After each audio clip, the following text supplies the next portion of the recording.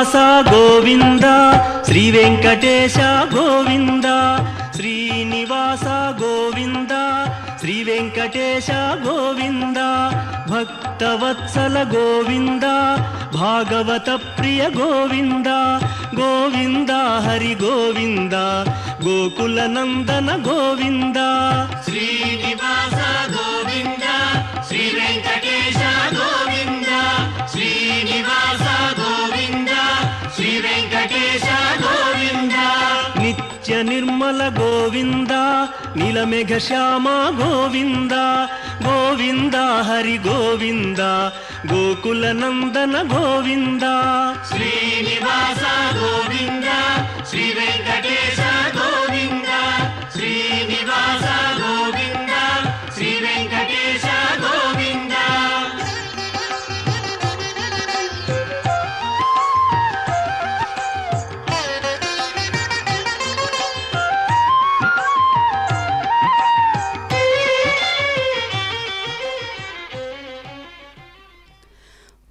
ఓం నమో వెంకటేశాయ. శ్రీనివాస ప్రభువు వైశాఖ పూర్ణిమ సందర్భంగా గరుత్మంతుని వాహనాన్ని అధిష్ఠించి ఈ విధంగా భక్తులను అనుగ్రహించడానికి వేంచేస్తూ ఉన్నారు శ్రీనివాస ప్రభువు. దాసుండై సకుడై ధ్వజంబై సముద్యద్వాహమై ఆసనం వై సద్వేజనమై వితానమై యయ్య జాలయాకాంతునుల్లాసం వొప్ప భజింపుచుండిన మహాత్రయాత్మకున్ విద్విష త్రాసాపాది బలున్ ప్రశాంతుని గరుత్మంతుందలంతున్ మధిన్. ఇంతటి మహాత్ముడు జగన్నాయకుడైనటువంటి శ్రీనివేంకటేశ్వర స్వాముల వారి యొక్క పాదపద్మాలను తన హస్తపద్మాలపై ఉంచుకొని శ్రీవారి వాహనమై ఊరేగే దివ్య దృశ్యాన్ని భక్తి ప్రవత్తుల్లో దర్శించేటటువంటి వాళ్ళు నిజంగా ధన్యులు. కాలసర్పయోగం వల్ల కలిగే వంధ్యాదోషం, ఆలస్య వివాహం, సంతాన నష్టం మొదలైన కష్టాలన్నీ తొలగి సుఖశాంతులతో వర్ధిల్లుతారు. తిరుమల ఆలయంలో గరుత్మంతుడు నమస్కారముద్రతో శ్రీవారికి ఎదురుగా నిల్చుండి శ్రీవారిని దర్శిస్తూ నమస్కరిస్తూ భక్తుల్ని గమనిస్తూ భాగవత దాస్య భక్తిని నిరూపించుకుంటూ ఉంటారు.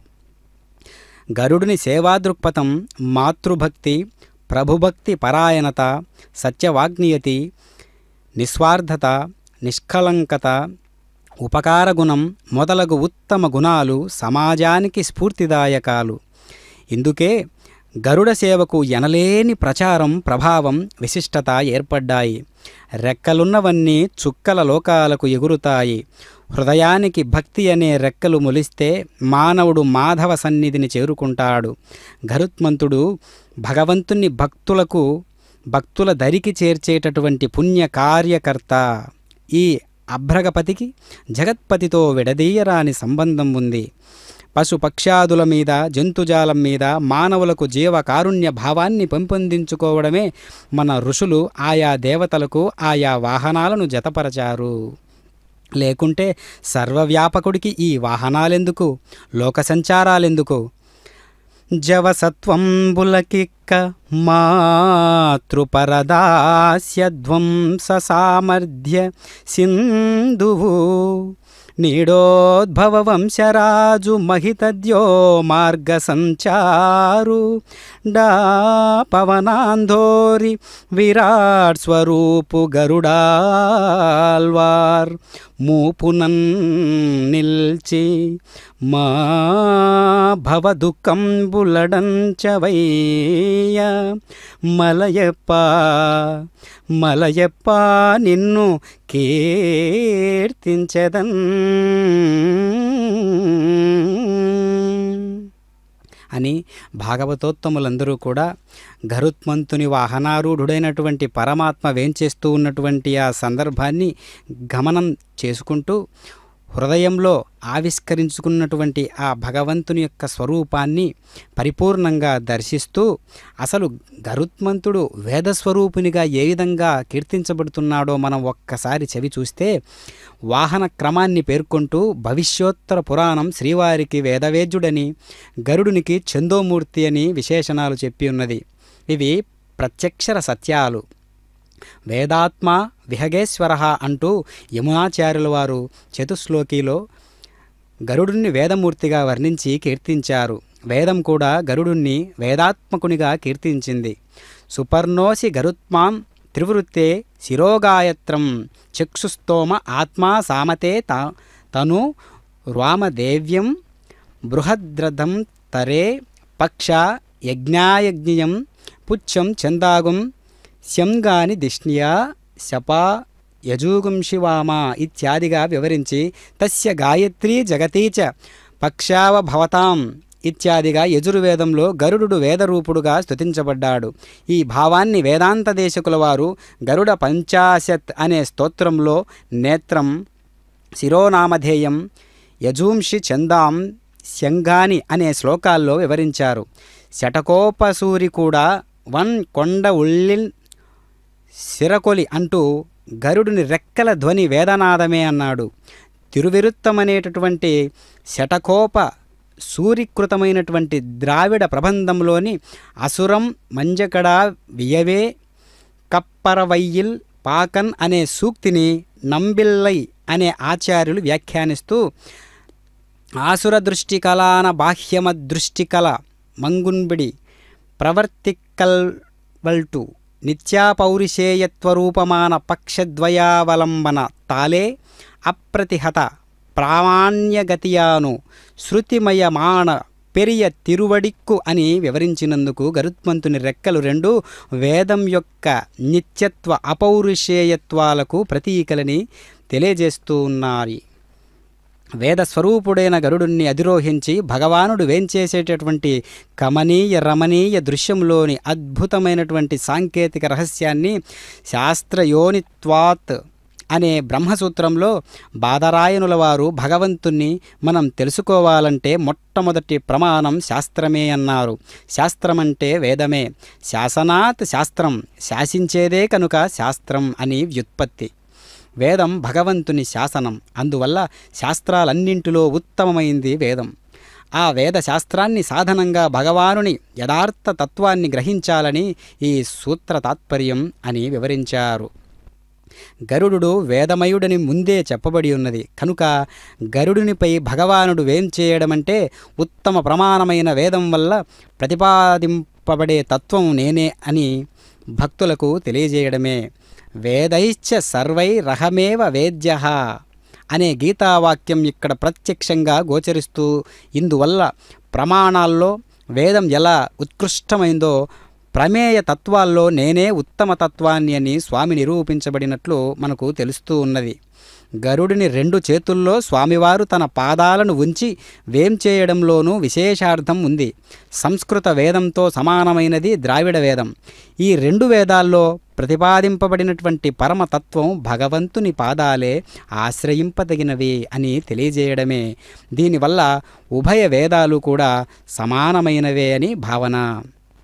ఈ భావనలో వేదాత్మ విహగేశ్వర అన్నప్పుడు గరుడు ఉభయ వేదాలకు ప్రతీక అని తెలుస్తూ ఉన్నది.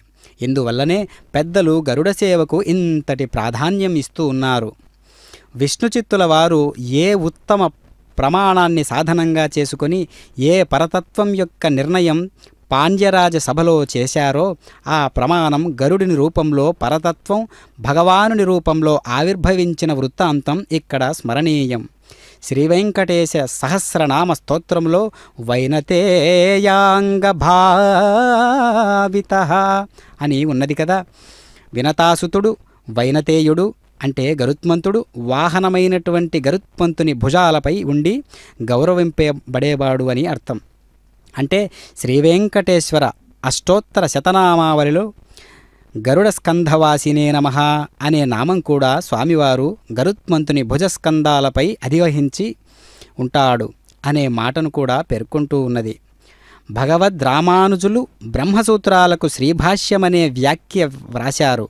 ఆ వ్యాఖ్య ప్రారంభంలో రామానుజుల వారు శృతి శిరసి విదీప్తే బ్రహ్మణి శ్రీనివాసే భవతు మమ పరస్మిన్ సేముషి భక్తి రూపా, వేద శిరస్సులైనటువంటి ఉపనిషత్తుల్లో గొప్పగా ప్రకాశించే పరమాత్మ భగవానుడైనటువంటి శ్రీనివాసుని విషయంలో నాకు భక్తి రూపమైన జ్ఞానాన్ని అనుగ్రహించుగాక అని స్తుతించారు. ఇక్కడ వేద శిరస్సులలో ప్రకాశించే పరతత్వమైనటువంటి శ్రీనివాసుడు అనే మాట విశేషార్థ స్ఫోరకం. గరుడు వేదస్వరూపుడు కదా. గరుడిని ఉన్నత భుజస్కందాలపై వేంచేసేటటువంటి శ్రీనివాసుని మనం ధ్యానిస్తూ ఆ పరమాత్మ విషయంలో తమకు భక్తి కలగాలని రామానుజుల వారు ప్రార్థించారని స్ఫురిస్తూ ఉన్నది. అదిగో తిలకించండి, వైశాఖ పూర్ణిమ సందర్భంగా స్వామివారు గరుడ వాహనారూఢుడై చక్కనైనటువంటి గమనంతో భక్తులను అనుగ్రహించడానికి వేంచేస్తూ ఉన్నారు తిరుమల.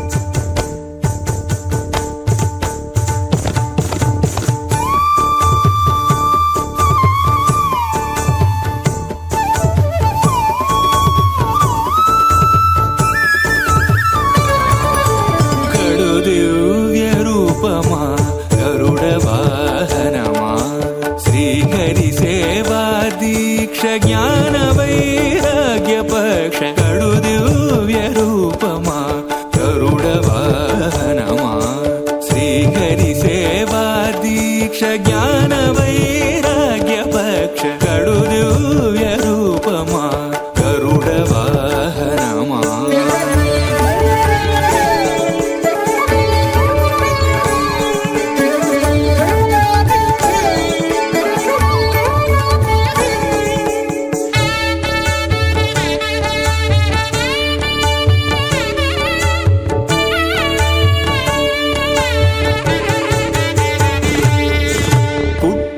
పుట్టగనే అపూర్వయుక్తియుక్తుడవై అమరలోకముల నుండి అమృతము తెచ్చితివి.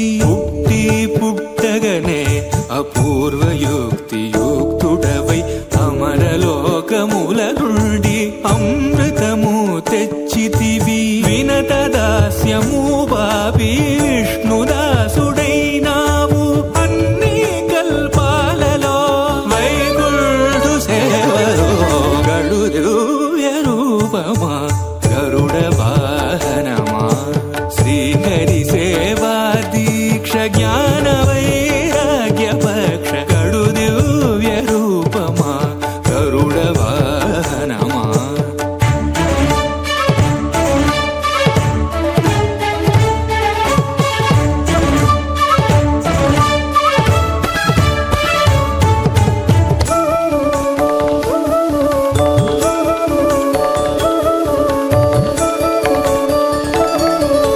శ్రీ తులసి మాలికలు వరలక్ష్మి హారాలు,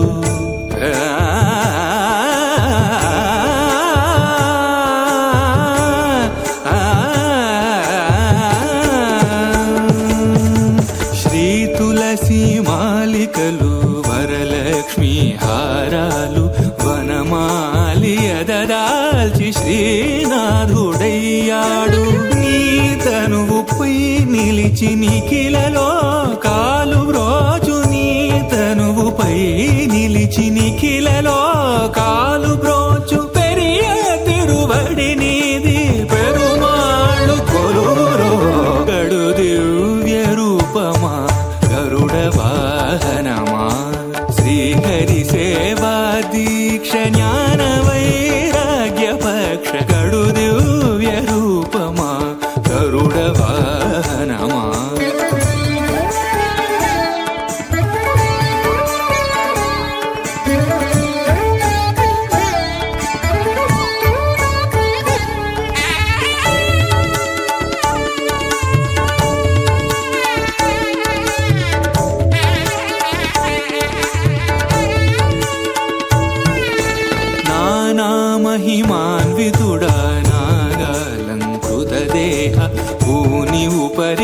వసువును బ్రోచిన మహానుభావ కొన్నగ కాళేంద్రుని పారద్రోలినావు ఆ మిల్లేరును ఈ వసుధన విన్నగా నిలివేవు గరుడ రూపమా గరుడ వాహనమా శ్రీహరి సేవా దీక్ష జ్ఞాన వైరాగ్య పక్ష గడుదివ్య రూపమా. ఓం నమో వెంకటేశాయ. భగవానుడు ఉత్సవ సమయాల్లో అనేక వాహనాలపై తిరువీధులలో వేంచేయడంలో ప్రధాన కారణం చిన్న పెద్ద అనేటటువంటి తేడా లేకుండా అందరూ తనను చూచి తరిస్తారనే లోక కళ్యాణప్రదమైనటువంటి సన్నివేశమది. గరుడుణ్ణి భగవానుడు అని ఎందుకు అధిరోహిస్తాడు?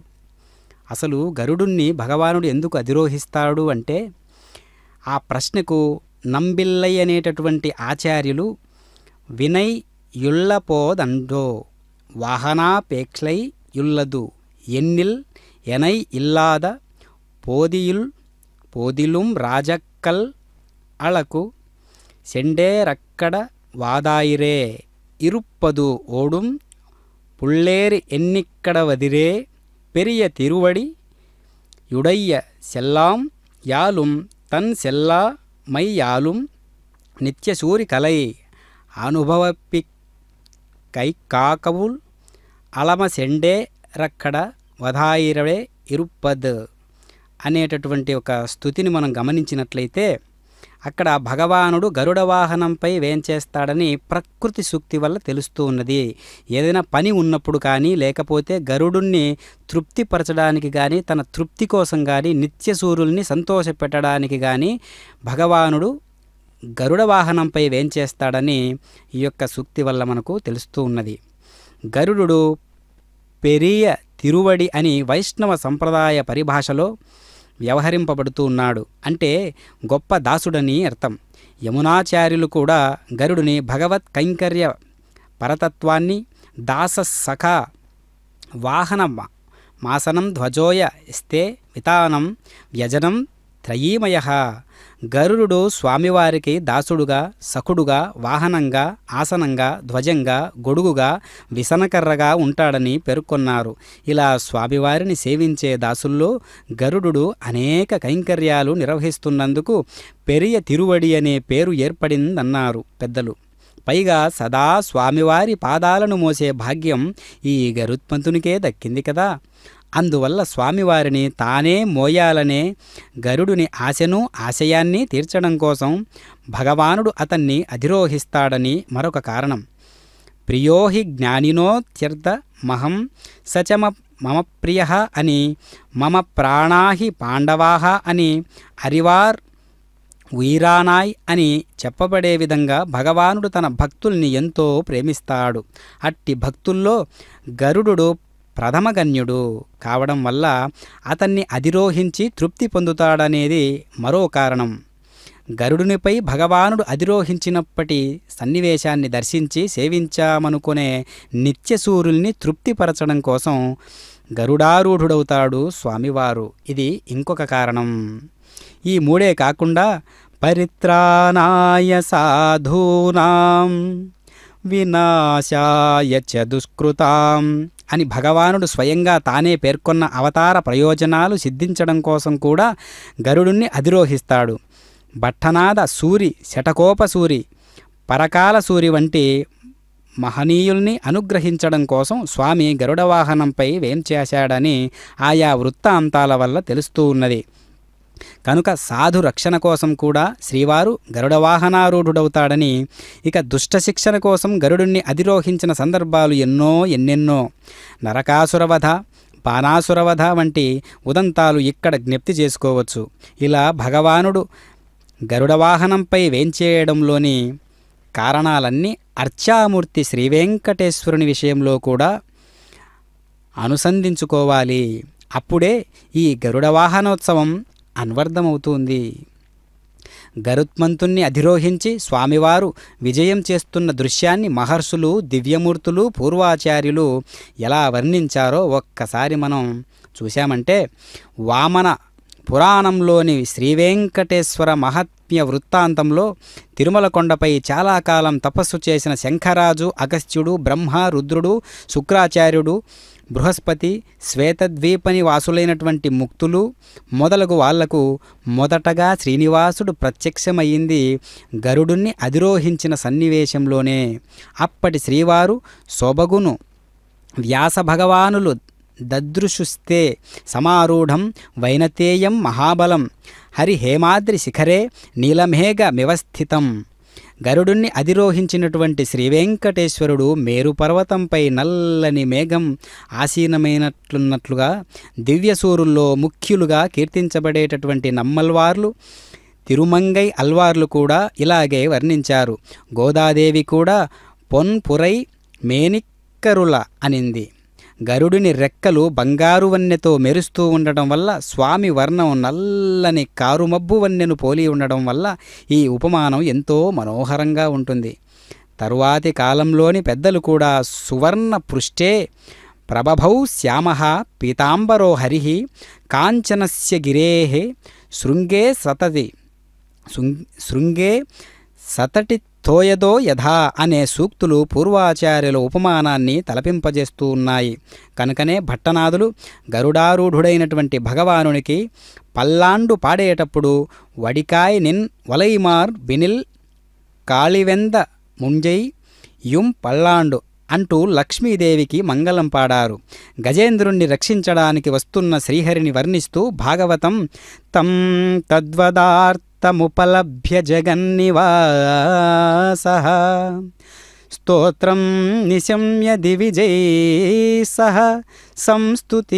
సంస్తువద్భిః ఛందోమయేన గరుడేన సముహ్యమానః చక్రాయుధోభ్యగమ దాసుయతో గజేంద్రః అని మనం దర్శించవచ్చు ఈ శ్లోకాన్ని. చందోమయుడైనటువంటి అంటే వేదస్వరూపుడైనటువంటి గరుత్మంతునిపై కూర్చుండి వచ్చాడని నుతించబడింది. విష్ణుదేవుడు పరమాత్మ. ఆ పరమాత్మ తత్వాన్ని నిరూపించేవి వేదాలు. కనుక వేదాలపై స్వామి అధివహించి రావడం, వేదవేద్యుడైనటువంటి పరమాత్మ సాకారుడై విష్ణువైతే వేదం గరుడ రూపాన్ని ధరించి స్వామిని వహించడం ధర్మమే కదా. అలాంటి పరమాత్మ చూచారా ఎంతటి కాలగమనంతో స్వామివారు వేంచేస్తూ ఉన్నారో. అసలైనటువంటి స్వరూపుడు పరమాత్మ సాకార రూపాన్ని దర్శించినంత మాత్రం చేతనే పారవస్య భావన కలిగేటట్లుగా స్వామివారు మనందరికీ దర్శనమిస్తూ ఉన్నారు. సాధకులకు అద్భుతమైనటువంటి గడియలు ఏవైనా ఉన్నాయి అంటే అవి అమావాస్య, పౌర్ణమి గడియలు. అలాంటిది వైశాఖ పౌర్ణిమ అంటే అది ఎన్నో రెట్లు మామూలు పున్నమి నాటి చంద్రుని వెలుగుల కంటే కూడా వైశాఖ పౌర్ణమి ఎంతో అద్వితీయమైనటువంటి పాత్రను పోలి ఉంటుంది. అందుకనే స్వామివారు మహాత్ములందరూ కూడా ఎంతో సాధకులైనటువంటి పురుషోత్తముల జాబితాలో కలిసినటువంటి వారందరూ కూడా వైశాఖ పూర్ణిమను ఎంతగానో ఆస్వాదించి సాధనను పండించుకొని ఆత్మ సాక్షాత్కారాన్ని పొంది ఉండడం విశేషం. అదిగో ఆ గజరాజుల యొక్క వైభవం మీద స్వామివారి యొక్క ప్రభ వెలుగుతూ ఉన్నది గమనించారా? ఆ గమనింపులో ఒక మేల్కొలుపు ఉన్నది. అదిగో నిండు పండువోలే మెరుస్తూ ఉన్నటువంటి ఆ దివ్యమైనటువంటి ఆ వెన్నెల రేడు కనిపిస్తూ ఉన్నాడు కదా. ఆ వెన్నెల రేడులో ప్రపంచాలకే వెలుగునిచ్చేటటువంటి రేడు పరమాత్మగా స్వామివారు దర్శనమిస్తూ ఉన్నటువంటి విధి విధానాన్ని గమనించినట్లయితే అది రూపం కాదు, లావణ్య శృంగారభరితమైనటువంటి ఒక అద్భుతమైనటువంటి ఒక అద్వైత సిద్ధి. కాబట్టి అది కన్నులారా దర్శించడానికి వీలుగా ఉన్నట్లుగా ప్రకాశిస్తూ ఉన్నాడు పరమాత్మ. అక్కడ రెండు వెన్నెలను మనం దర్శిస్తూ ఉన్నాం. పండు వెన్నెలలో పండు వెన్నెల ప్రభావం అది స్వామివారి వల్ల వెలుగుతూ ఉన్నదా లేకపోతే వెన్నెల వల్ల ప్రకాశిస్తూ ఉన్నదా తిరుక్షేత్రం అంటే అది పొరపాటు. భగవద్గీతలో శ్రీవారు చెబుతూ ఉన్నారు కదా, న తద్భాసయతే సూర్యః న శశాంకో న పావకః యద్గత్వా న నివర్తంతే తద్ధామ పరమం మమ. నాయన అర్జున, సూర్యచంద్రులు స్వయం ప్రకాశకులు అని నువ్వు అనుకుంటున్నావా? నా ప్రకాశం వల్ల, నా ప్రతిభ వల్ల నా యొక్క అనుగ్రహం వల్ల సూర్యచంద్రులు సైతం వెలుగుతూ ఉన్నారు అని ఒక భక్తిపూర్వకమైనటువంటి సమస్త భక్తాదులకు ప్రశ్న రూపంగా ఉండేటటువంటి హృదయం కలిగినటువంటి వారందరికీ కూడా ఒక గొప్ప సందేశాన్ని ఇస్తూ ఉన్నాడు ఈ శ్లోకం ద్వారా పరమాత్మ.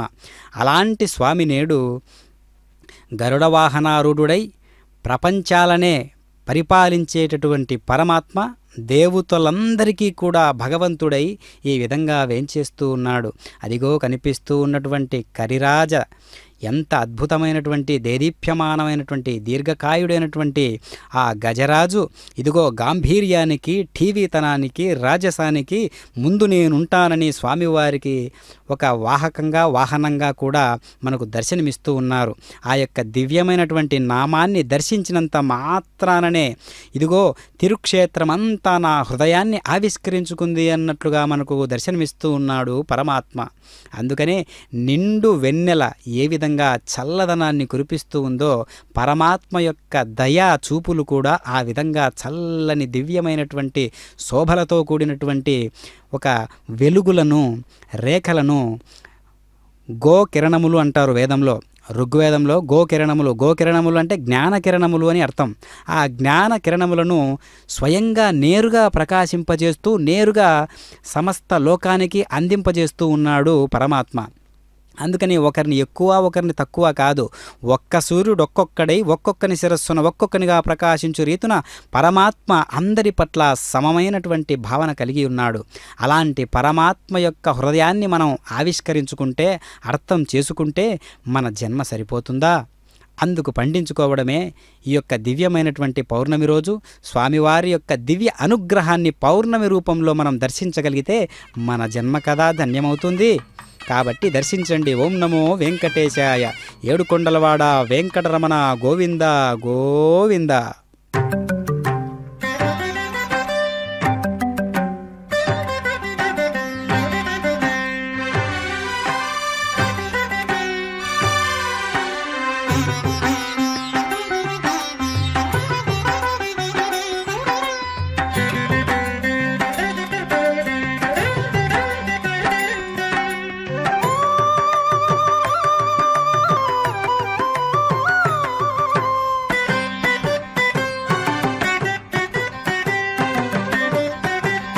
జగదీశ్వరుడు వచ్చెను, జగదీశ్వరుడు వచ్చెను, సత్యకు పారిజాతమును కొని తెచ్చెను.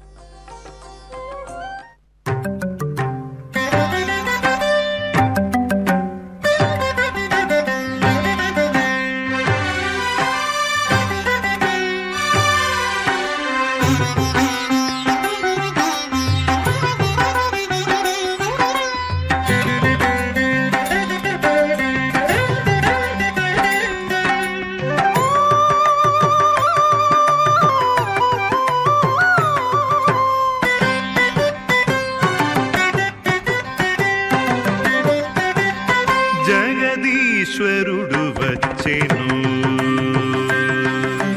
జగదీశ్వరుడు వచ్చెను, సత్యకు పారిజాతమును కొని తెచ్చెను. జగదీశ్వరుడు వచ్చెను, సత్యకు పారిజాతమును కొని తెచ్చెను. జగదీశ్వరుడు వచ్చెను, ఖగరాజు పైనికి గగ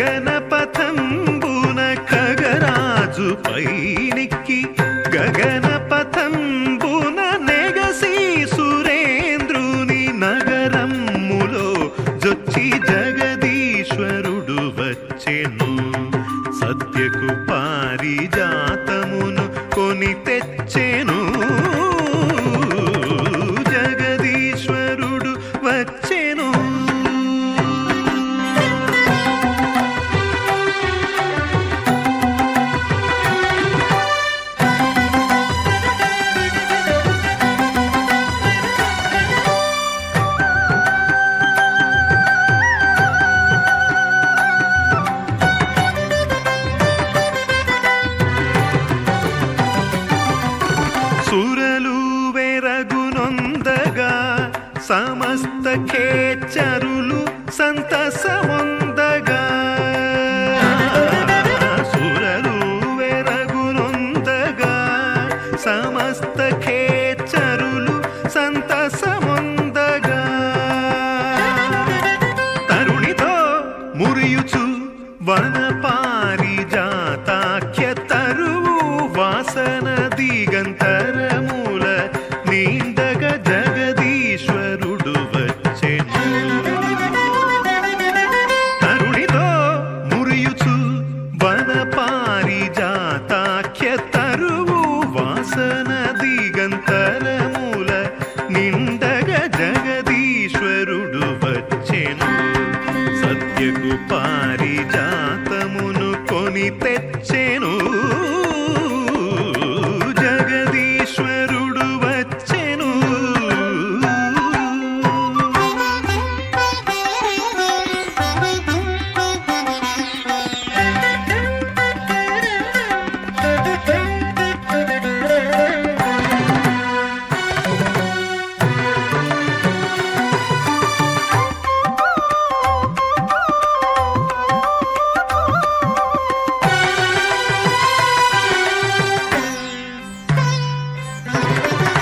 కనకచేలము మెరయ సర్వాంగములను భూషణములురయ కనకచేలము మెరయ సర్వాంగములను భూషణములురయ మినమిన మెరసేటి మెరుపులతో నీల వనదము దిగజారి వచ్చనోయని నట్లు జగదీశ్వరుడు వచ్చెను మినమిన మెరసేటి మెరుపులతో నీల వనదము దిగజారి వచ్చనోయని నట్లు జగదీశ్వరుడు వచ్చెను సత్యకు పారిజాతమును కొని తెచ్చెను జగదీశ్వరుడు వచ్చెను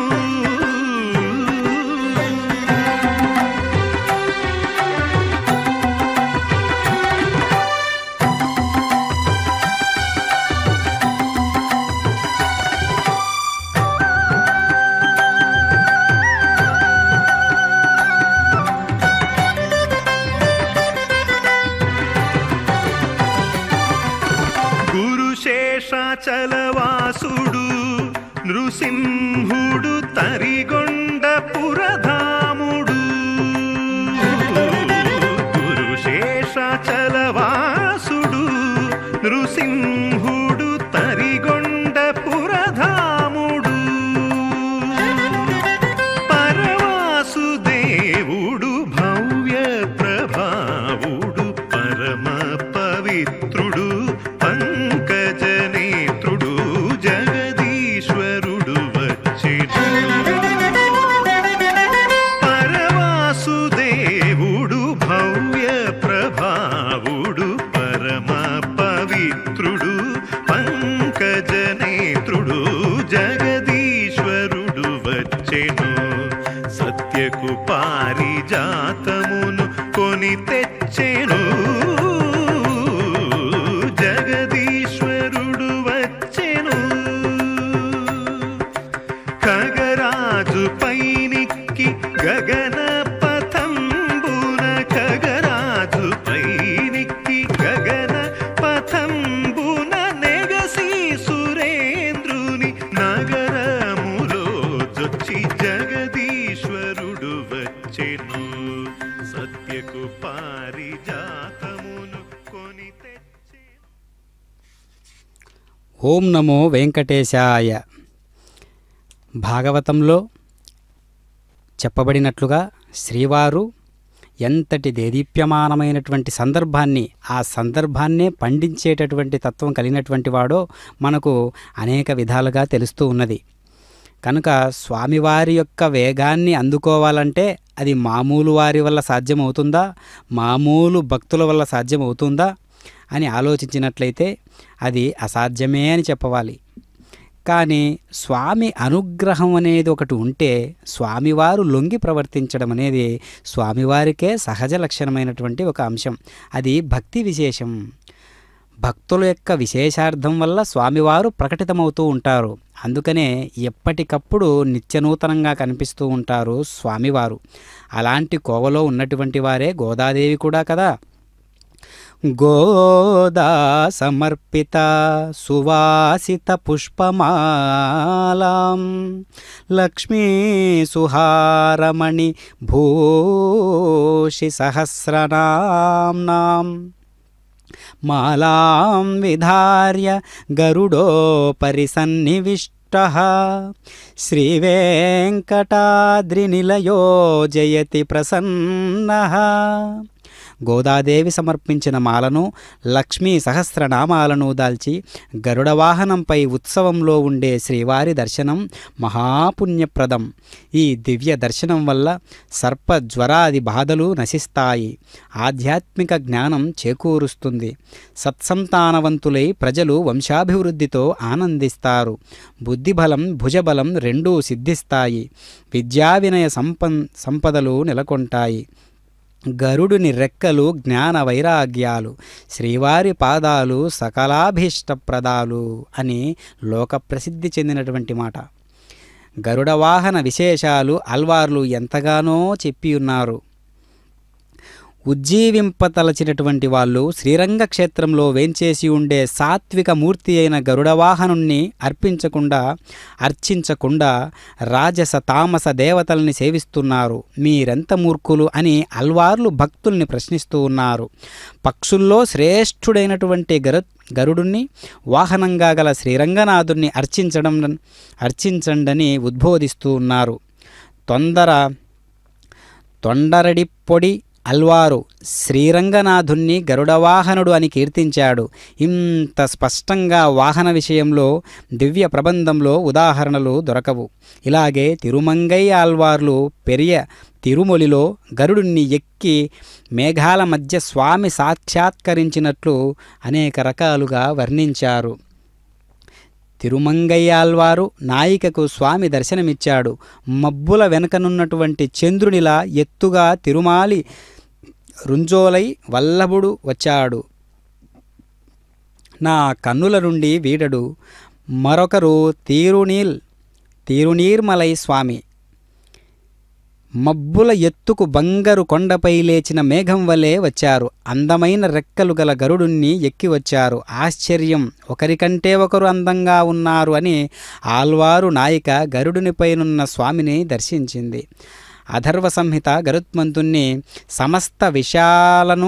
సమస్తంలో ఉండేటటువంటి విషాలను హరించడానికి గరుత్మంతుడు సమర్థుడు అని సభా వివాదంలో జయాన్ని ఇచ్చేటటువంటి ఓషధిని తిన్నవాళ్లలో ఈయన కూడా ఒకడు అని పేర్కొనింది. కనుక గరుడవాహనం శ్రీవారిని భక్తితో దర్శించి సేవించే వాళ్లకు సమస్త విష భయాలు కూడా నశిస్తాయి. అది విషభయాలు మాత్రమే కాదు, విషయ భయాలు కూడా నశిస్తాయి అని అంతరార్థం. విషభావాలు దూరమై సద్భావాలు సిద్ధిస్తాయి. సభా వివాదాల్లో విజయం సిద్ధిస్తుంది. అలాంటి రూపం పరమాత్మకు బాగా స్నేహంతో కూడినటువంటి, సఖ్యతతో కూడినటువంటి, దాస్యంతో కూడినటువంటి భక్తుడు ఎవరైనా ఉన్నారు అంటే అది గరుత్మంతుడు ప్రప్రథముడు. అందుకనే మామూలుగా సాధారణంగా జరిగేటటువంటి బ్రహ్మోత్సవాలలో, శ్రీవారి బ్రహ్మోత్సవాలలో పంచమే దివసే అంటే ద్వితీయం రజనౌ యానం వేదవేద్యస్య వై హరేః బభూవచ స్వయం సాక్షాత్ ఛందోమూర్తి ఖగేశ్వర అని భవిష్యోత్తర పురాణం. శ్రీవారి బ్రహ్మోత్సవ వాహన క్రమాన్ని 5వ రోజు రాత్రి వేదవేద్యుడైన శ్రీవారికి ఛందోమూర్తి అయినటువంటి గరుత్మంతుని వాహనం ఉంటుంది అని వివరించి ఉన్నది. ఇక్కడ వేదవేద్య ఛందోమూర్తి శబ్దాలు మహత్తరమైనటువంటి శక్తి కలిగినటువంటివి. మామూలుగా బ్రహ్మోత్సవాలలో 9 రోజుల పాటు జరిగే బ్రహ్మోత్సవాలలో 5వ నాటి రాత్రి 9 గంటల నుండి 1 గంట వరకు జరిగేటటువంటి గరుడ సేవా వైభవం వర్ణనాతీతం. గరుడ వాహనారూఢుడైనటువంటి స్వామిని సేవిస్తే మోక్షం కరతలామలకమని భక్తుల ప్రగాఢ విశ్వాసం అని చెప్పుటలో ఏమాత్రము సందేహమే లేదు. కనుక పరమాత్మ యొక్క దివ్య రూపాన్ని దర్శించాలంటే అది ఎలా ఉంటుంది, ఎక్కడుంటాడు, ఒక్కసారి ఆ రూపాన్ని దర్శిస్తే భౌతికంగా ఉన్నటువంటి రూపాలను మనం చూస్తామా, భౌతికంగా ఉన్నటువంటి రూపాల వెంట మనం పడతామా, భౌతికంగా ఉన్నటువంటి కనిపించేటటువంటివి యదృశ్యం తన్నశ్యం అంటారు కదా, కనిపించే ప్రతిదీ నశించేదే కదా. మరి స్వామివారి యొక్క దివ్య లీలా విశేషాదుల వల్ల స్వామివారు ఎలాంటి స్వరూపం అంటే సాకార రూపం. సాకార రూపంలో ఉన్నటువంటి వాడు అనంత రూపాన్ని సాకార రూపంలో పొందుపరుచుకొని ఉన్నాడు అని మనం అర్థం చేసుకోవాలి. అందులో ఉన్నటువంటి దివ్య తత్వాన్ని మనం ఆవిష్కరించుకుంటే అలనాడు ఆ స్వామివారి యొక్క వేగం ఎంత స్థాయిలో ఉందో మనం గమనించగలగాలి. గజరాజు యొక్క ప్రాణాలను కాపాడాలన్న ఆతృతతో ఉన్న శ్రీ మహావిష్ణువు ప్రక్కనే ఉన్నటువంటి లక్ష్మీదేవికి కూడా చెప్పలేదు. గజరాజు శత్రువును సంహరించడం కోసమని తన ఆయుధాలైనటువంటి శంఖుచక్రాలను తన 2 చేతులలోకి తీసుకోలేదు. తన సేవకులెవ్వరినీ తన వెంట రమ్మని పిలువలేదు. గరుత్మంతుని సిద్ధంగా ఉండమని ఆదేశించలేదు. ఆ చెవి తంబిల వరకు కూడా వ్రేలాడుతున్నటువంటి జుట్టును ముడివేసుకోనూ లేదు. ప్రేమగా మాట్లాడుతున్నటువంటి స్వామిపై ప్రేమపూరితమైనటువంటి కోపాన్ని చూపిస్తూ కోపంతో వెళ్ళిపోబోతున్నటువంటి శ్రీ మహాలక్ష్మి పమిట కొంగును పట్టుకున్నటువంటి శ్రీ మహావిష్ణువు ఆ కొంగును కూడా వదిలిపెట్టలేదు. అలా కొంగు పైటతో సహా స్వామివారి యొక్క వేగాన్ని గరుత్మంతుడు అందుకోలేకుండా ఉన్నటువంటి ఆ సందర్భాన్ని ఒక్కసారి మనం దర్శించగలిగితే, ఒక్కసారి ఆ సందర్భంలో మనం భావించగలిగినట్లయితే, ఒక్కసారి ఆ సందర్భంలో మనం రమించగలిగినట్లయితే ఆత్మ సాక్షాత్కార సాకార రూపం అంటే ఏంటో మనకు అవగతమవుతుంది. అదిగో కనిపిస్తూ ఉన్నటువంటి కన్నులకు విందుగా ఆత్మ సాక్షాత్కారానికి మరో ప్రతిరూపంగా కనిపిస్తున్నటువంటి పరమాత్మ మన కళ్ళ ఎదుట కనిపిస్తూ ఉన్నాడు కదా. ఆహా, అది కదా దివ్యమైనటువంటి సౌందర్యం అంటే, అది కదా ఆత్మ సాక్షాత్కారానికి ప్రతిరూపంగా ఉన్నటువంటి దేదీప్యమానమైనటువంటి మరో చంద్రుడు, ఆ చంద్రుణ్ణి వెలిగించే స్వరూపం అని మనం ఈ విధంగా మనం దర్శించవచ్చు స్వామిల వారిని. ఆ దివ్యమైనటువంటి అభయముద్ర, ఆ దివ్యమైనటువంటి స్వామివారి యొక్క దేదీప్యమానమైనటువంటి రూపాన్ని దర్శించడానికి మనకు మాంసనేత్రాలు సరిపోతాయా? ఒక్కసారి కిటుగరుడని నీవెక్కినను పటపట దేకులు బగన పగిలే కిటుగరుడని నీవెక్కినను పటపట దేకులు బగన పగిలే కిటుగరుడని నీవెక్కినను పటపట దిక్కులు బగన పగిలే కిటుగరుడని నీవెక్కినను పటపట దిక్కులు బగన పగిలే కిటుగరుడని నీవెక్కినను కిటుగరుడని నీవెక్కినను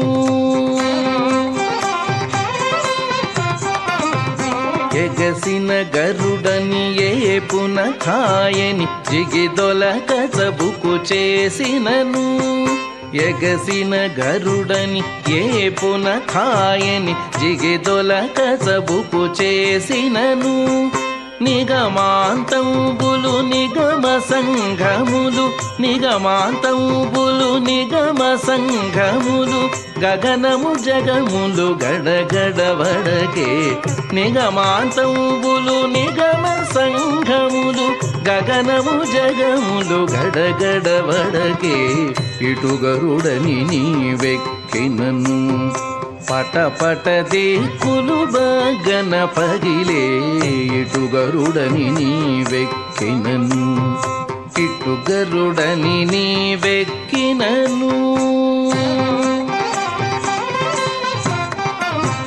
బిరుసుగ గరుడని పేరెము దోలుచు బెరసి నీవు కోపించినను బిరుసుగ గరుడని పేరెము దోలుచు బెరసి నీవు కోపించినను సరుసనఖిలములు జర్జరితములై సరుసనఖిలములు జర్జరితములై తిరుపున నలుగడ దిరదిరదిరిగే సరుసనఖిలములు జర్జరితములై తిరుపున నలుగడ దిరదిరదిరిగే ఇటు గరుడని నీవెక్కినను పటపట దిక్కులు బాగన పగిలే ఇటు గరుడని నీవెక్కినను ఇటు గరుడని నీవెక్కినను పల్లించిన నీ పసిడి గరుడని కెల్లున నీవెక్కినయపుడు పల్లించిన నీ పసిడి గరుడని కెల్లున నీవెక్కినయపుడు झल्लने राक्षस समिति नी महिम झल्लने राक्षस समिति नी महिम వెల్లి మునుగుదురు వెంకటరమణ झल्लने రాక్షస సమితి నీ మహిమ వెల్లి మునుగుదురు వెంకటరమణ ఇటు గరుడని నీవెక్కినను పటపట దిక్కులు బాగన పగిలే ఇటు గరుడని నీవెక్కినను పటపట దిక్కులు బాగన పగిలే ఇటు గరుడని నీవెక్కినను ఇటు గరుడని నీవెక్కినను ఇటు గరుడని. ఓం నమో వెంకటేశాయ. స్వామివారు శ్రీవేంకటాచలంలో గరుడవాహనారూఢుడై ప్రపంచానికి వెలుగునిచ్చేటటువంటి పరమాత్మ గమనం చేస్తూ ఉన్నాడు. ఆ తిరుక్షేత్రంలో ఉండేటటువంటి దివ్యత్వాన్నంతా కుమ్మరించబడి ఒక్కసారిగా రూపం దాల్చి సాకార రూపంలో దర్శనమిస్తూ ఉన్నాడు పరమాత్మ. భగవంతుడు భక్తుణ్ణి రక్షించడానికి ఎంత వేగంగా ఎటువంటి పరిస్థితిలో ఉన్నా ఉన్న ఫలాన బయలుదేరతాడు. అయితే మన పిలుపు గజరాజు యొక్క పిలుపంత ఏకాగ్రమైనదై స్వచ్ఛమైనదై ఉండాలి. నువ్వు తప్ప మరి వేరే దిక్కు లేదు, నిన్నే నమ్ముకున్నాను అంటూ భక్తి శ్రద్ధలతో అనన్యమైనటువంటి భక్తితో ఆయనను శరణు వేడుకోవాలి. మన శ్రద్ధను బట్టే ఆయన అనుగ్రహం ఉంటుంది. ఇట్లు భక్తజనపాలన పరాయణుండును నిఖిల జంతు హృదయారవింద సదన సంస్థితుండును నగు నారాయణుండు కరికులేంద్ర విజ్ఞాపిత నానావిధ దీనాలాపంబు లాకర్నించి లక్ష్మీకాంత వినోదంబులం దగులు సాలించి సంభ్రమించి దిశలు నిరీక్షించి గజేంద్ర రక్ష పర్వతంబు నంగీకరించి నిజ పరికరంబు మరల నవధరించి గగనంబున కుద్గమించి వేంజేయునప్పుడు ఆ భగవంతుడు భక్తులను రక్షించాలనే కోరికతోనే ఉంటాడు ఎప్పుడూ కూడా. భగవంతుడు సమస్త ప్రాణుల యొక్క హృదయం అనేటటువంటి పద్మములయందే నివసించేటటువంటి వాడు. అటువంటి పరమాత్మ గజరాజు పెట్టుకున్నటువంటి మొరలన్నింటినీ విన్నాడు. ఆ క్షణంలోనే అప్పటి వరకు శ్రీ మహాలక్ష్మితో చేస్తున్నటువంటి సరసల్లాపాలు కూడా సరసల్లాపాలన్నీ కూడా అక్కడితో ఆపేశాడు. మహావేగంగా వచ్చి త్వరగా గజరాజును కాపాడాలనుకున్నాడు. ఒక్కసారిగా చుట్టూ అన్ని వైపులా పరికించి చూశాడు. గజరాజును రక్షించాలని నిర్ణయించుకున్నాడు. ఉన్నవాడు ఉన్నట్లుగా ముందు బయలుదేరాడు. తరువాత ఆయుధాలన్నింటినీ కూడా రమ్మని ఆజ్ఞాపించి తాను ఆకాశానికి ఎగిరి బయలుదేరి వెళ్తూ ఉన్నాడు. కావున పరమాత్మ యొక్క దివ్య అనుభూతి ఎవరైతే స్మరింపజేసుకుంటూ ఉంటారో అది ఆత్మసాక్షాత్కారానికి ప్రతీక.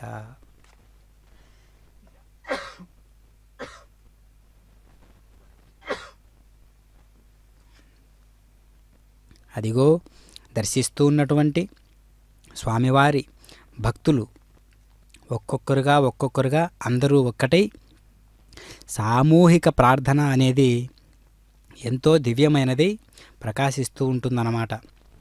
అందుకే ఒక్కరు చేసేటటువంటి ప్రార్థనకు సర్వులు కలిసి చేసేటటువంటి ప్రార్థనకు ఎంతో వ్యత్యాసం కలదు. ఓం నమో వెంకటేశాయ. పున్నమి గరుడ సేవ తిరుమల నుండి ప్రత్యక్ష ప్రసారంగా వీక్షిస్తూ ఉన్నటువంటి అన్ని దేశాల వారు కూడా ఈ యొక్క దివ్యమైనటువంటి శ్రీ వెంకటేశ్వర భక్తి ప్రసార మాధ్యమం ద్వారా స్వామివారి యొక్క దివ్య లీలా విశేషాలన్నీ కూడా ఎప్పటికప్పుడు తెలుసుకుంటూ ఈ విధంగా తిరుమల తిరుపతి దేవస్థానముల వారు అవకాశాన్ని కలిగించినందులకు మనం ఎంతగానో రుణపడి ఉన్నాము.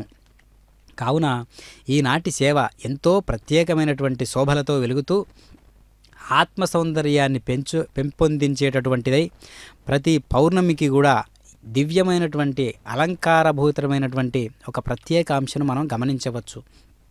కనుకనే అమావాస్య పౌర్ణమి తిథులలో ఒక ప్రత్యేకానుభూతి, శక్తులు ప్రకటించబడేటటువంటి ప్రకృతి మండలంలో శక్తులను ప్రకటింపజేసేటటువంటి ఒక దివ్యత్వాన్ని అమావాస్య పౌర్ణములలో మనం గమనించవచ్చు.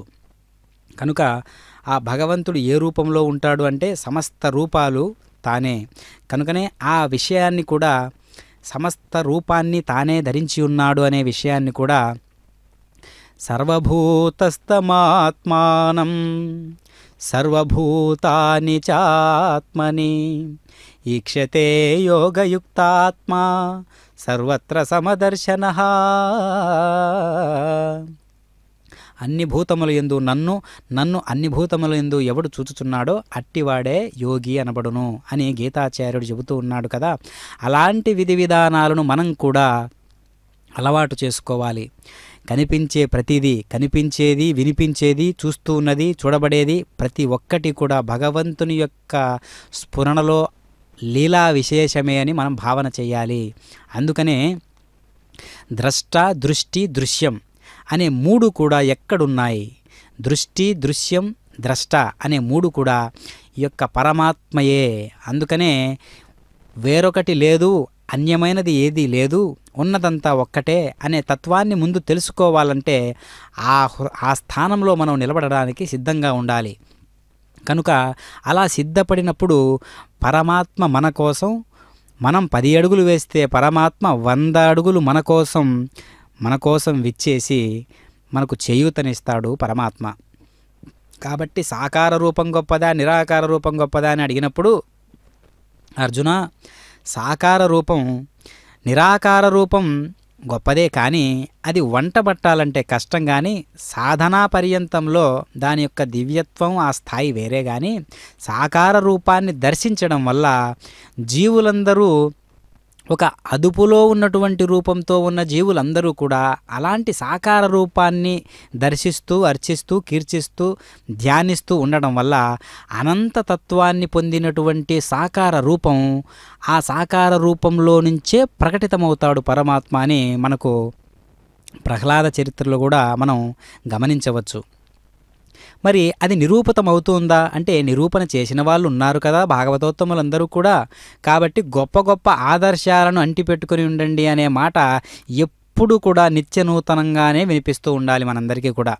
ఎందుకంటే మనకు కావలసింది అదే, దివ్యమైనటువంటి, ప్రకటితమవుతూ ఉన్నటువంటి, ప్రకాశిస్తూ ఉన్నటువంటి పరిపూర్ణ దశ ఏదైనా ఉంది అంటే మానవ జన్మలో అది మనం అర్థం చేసుకోవాల్సినటువంటి సందర్భాలు భగవంతుని యొక్క ఇలాంటి దివ్యమైనటువంటి సాకార రూపాన్ని దర్శిస్తూ ఉండడం వల్ల అది ఆత్మవైపుగా తీసుకెళ్తూ ఉంటుంది.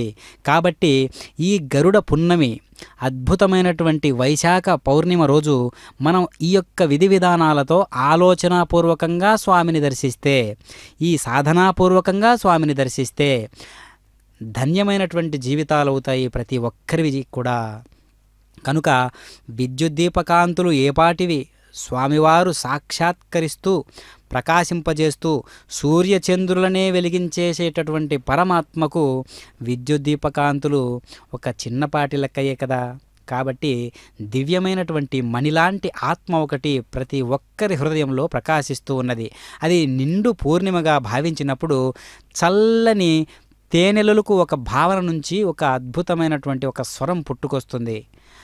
ఆ స్వరం పేరే ఏడుకొండలవాడ వెంకటరమణ గోవింద అనేటటువంటి అద్వితీయ అనుభూతికి లోను చేసేటటువంటి ఒక స్వామివారి సాకార సదృశ రూప ఆత్మకమైనటువంటి గోవిందనామం.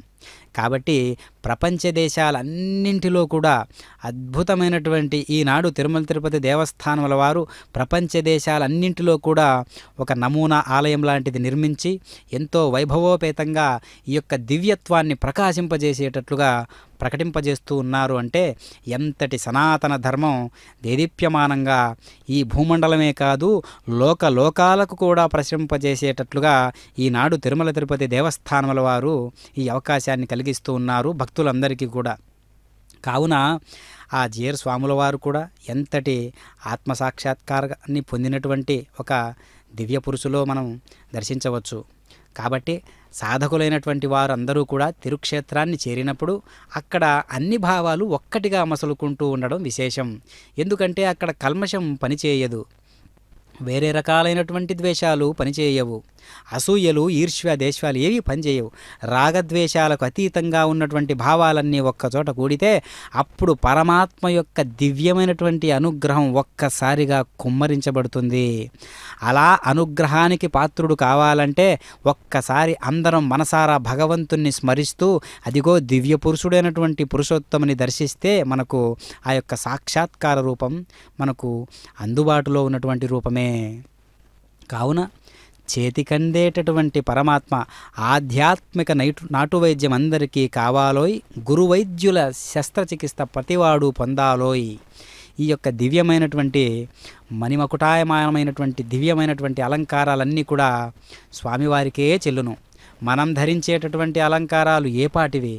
మనకు అసలైనటువంటి అలంకారాలు ఏవి అంటే గరుత్మంతునికి ఏ విధంగా 2 రెక్కలు జ్ఞానానికి వైరాగ్యానికి అలంకారాలుగా ఉన్నాయో మనకు కూడా జ్ఞానము వైరాగ్యమే అలంకారాలుగా మనకు మనమే ఏర్పాటు చేసుకోవాలి, అటువైపుగా సాగుతూ ఉండాలి. ఆ విధి విధానాలను నేర్పిస్తున్నటువంటి తత్వమే గరుత్మంతుని యొక్క ఒక జీవన తత్వం, జీవన విధానం.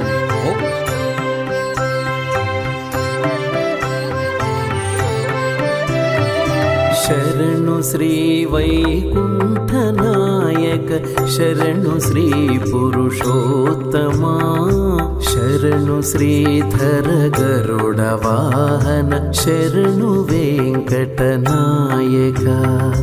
శరణు శ్రీ వైకుంఠనాయక, శరణు శ్రీ పురుషోత్తమా, శరణు శ్రీధర గరుడ వాహన, శరణు వెంకటనాయక.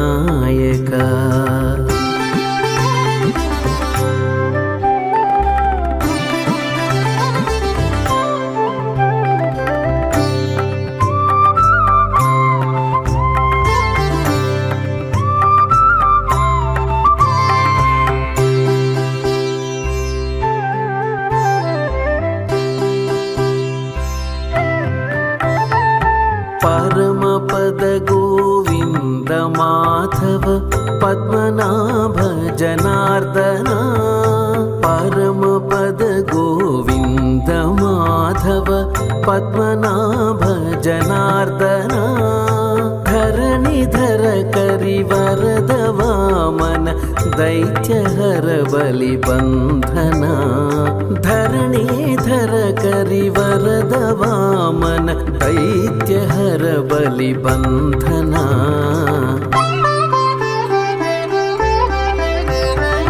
శరణు శ్రీ వైకుంఠనాయక, శరణు శ్రీ పురుషోత్తమా, శరణు శ్రీధర గరుడ వాహన, శరణు వెంకటనాయక. శరణు శ్రీ వైకుంఠనాయక, శరణు శ్రీ పురుషోత్తమా.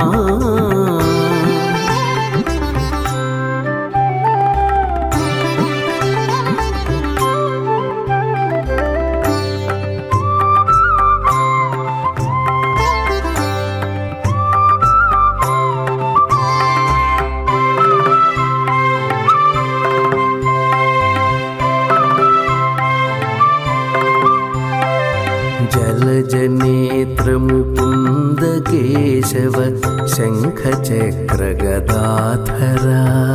జలధిశయన ఉపేంద్ర అచ్యుత శైలధర నారాయణ. జలజనేత్రముకుంద केशव शङ्खचक्रगदाधरा जलधिशयन उपेन्द्र अच्युत शैलधर नारायण आदियोगी मुनीन्द्र वन्दित अखिल सुरगण पूजिता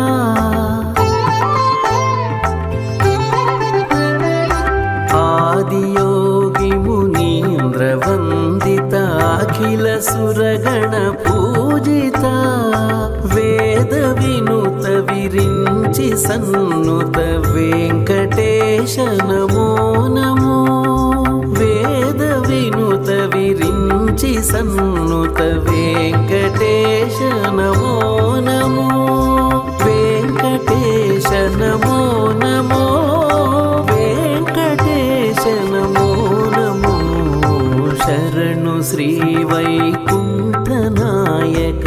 शरणु श्री पुरुषोत्तमा शरणु श्रीधर गरुडवाहन शरणु वेङ्कटनायक शरणु शरणु शरणु शरणु ఓం నమో వెంకటేశాయ. దివిజెరుపు విదారీ దేవలోకోపకారీ భువన భరనివారీ పుణ్యరక్షానుసారీ ప్రవిమల శుభమూర్తి బంధుశోష ప్రవర్తి ధవళ బహుకీర్తి ధర్మనిత్యానువర్తి.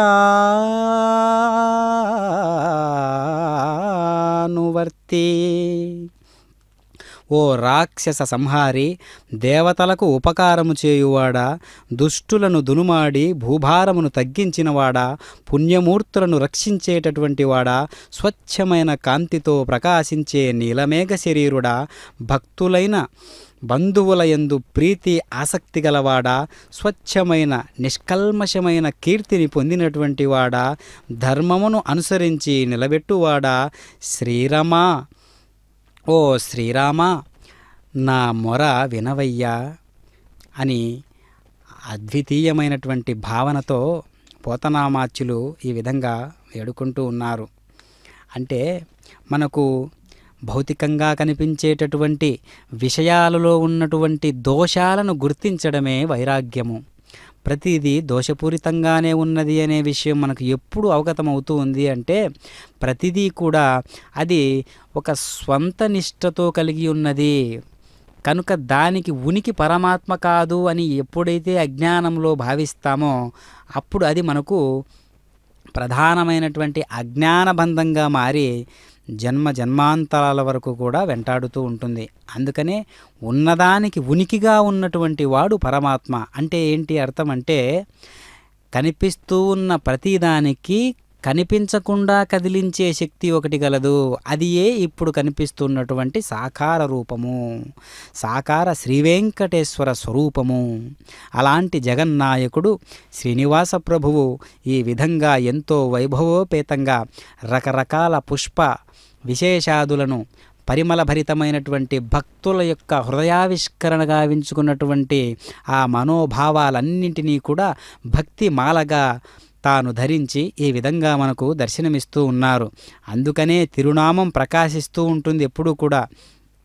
ఆ తిరుక్షేత్రంలో అద్భుతమైనటువంటి ఆ తిరునామం ఎంత అద్వితీయంగా తిరుపతి నగరమంతా కూడా కనిపించేటట్లుగా వెలుగొందుతూ ఉంటుందో ఆ విధంగా అందరి హృదయాలలో భగవంతుని యొక్క నామం కనిపించేటటువంటి నామం, వినిపించేటటువంటి నామంగా మారి అది నాదోపాసనగా మారి భగవంతునికి అది ఒక అక్షరమాలగా, స్వరాక్షరమాలగా, ఒక కనిపించేటటువంటి దివ్యమైనటువంటి ఒక సౌందర్యమూర్తి తత్వాన్ని ఆవిష్కరించుకున్న పరమాత్మకు ఒక ఆత్మ సౌందర్య రాశిగా తనకు తాను వడ్డించుకునేటట్లుగా ఈ జన్మను మరల్చుకోవాలి.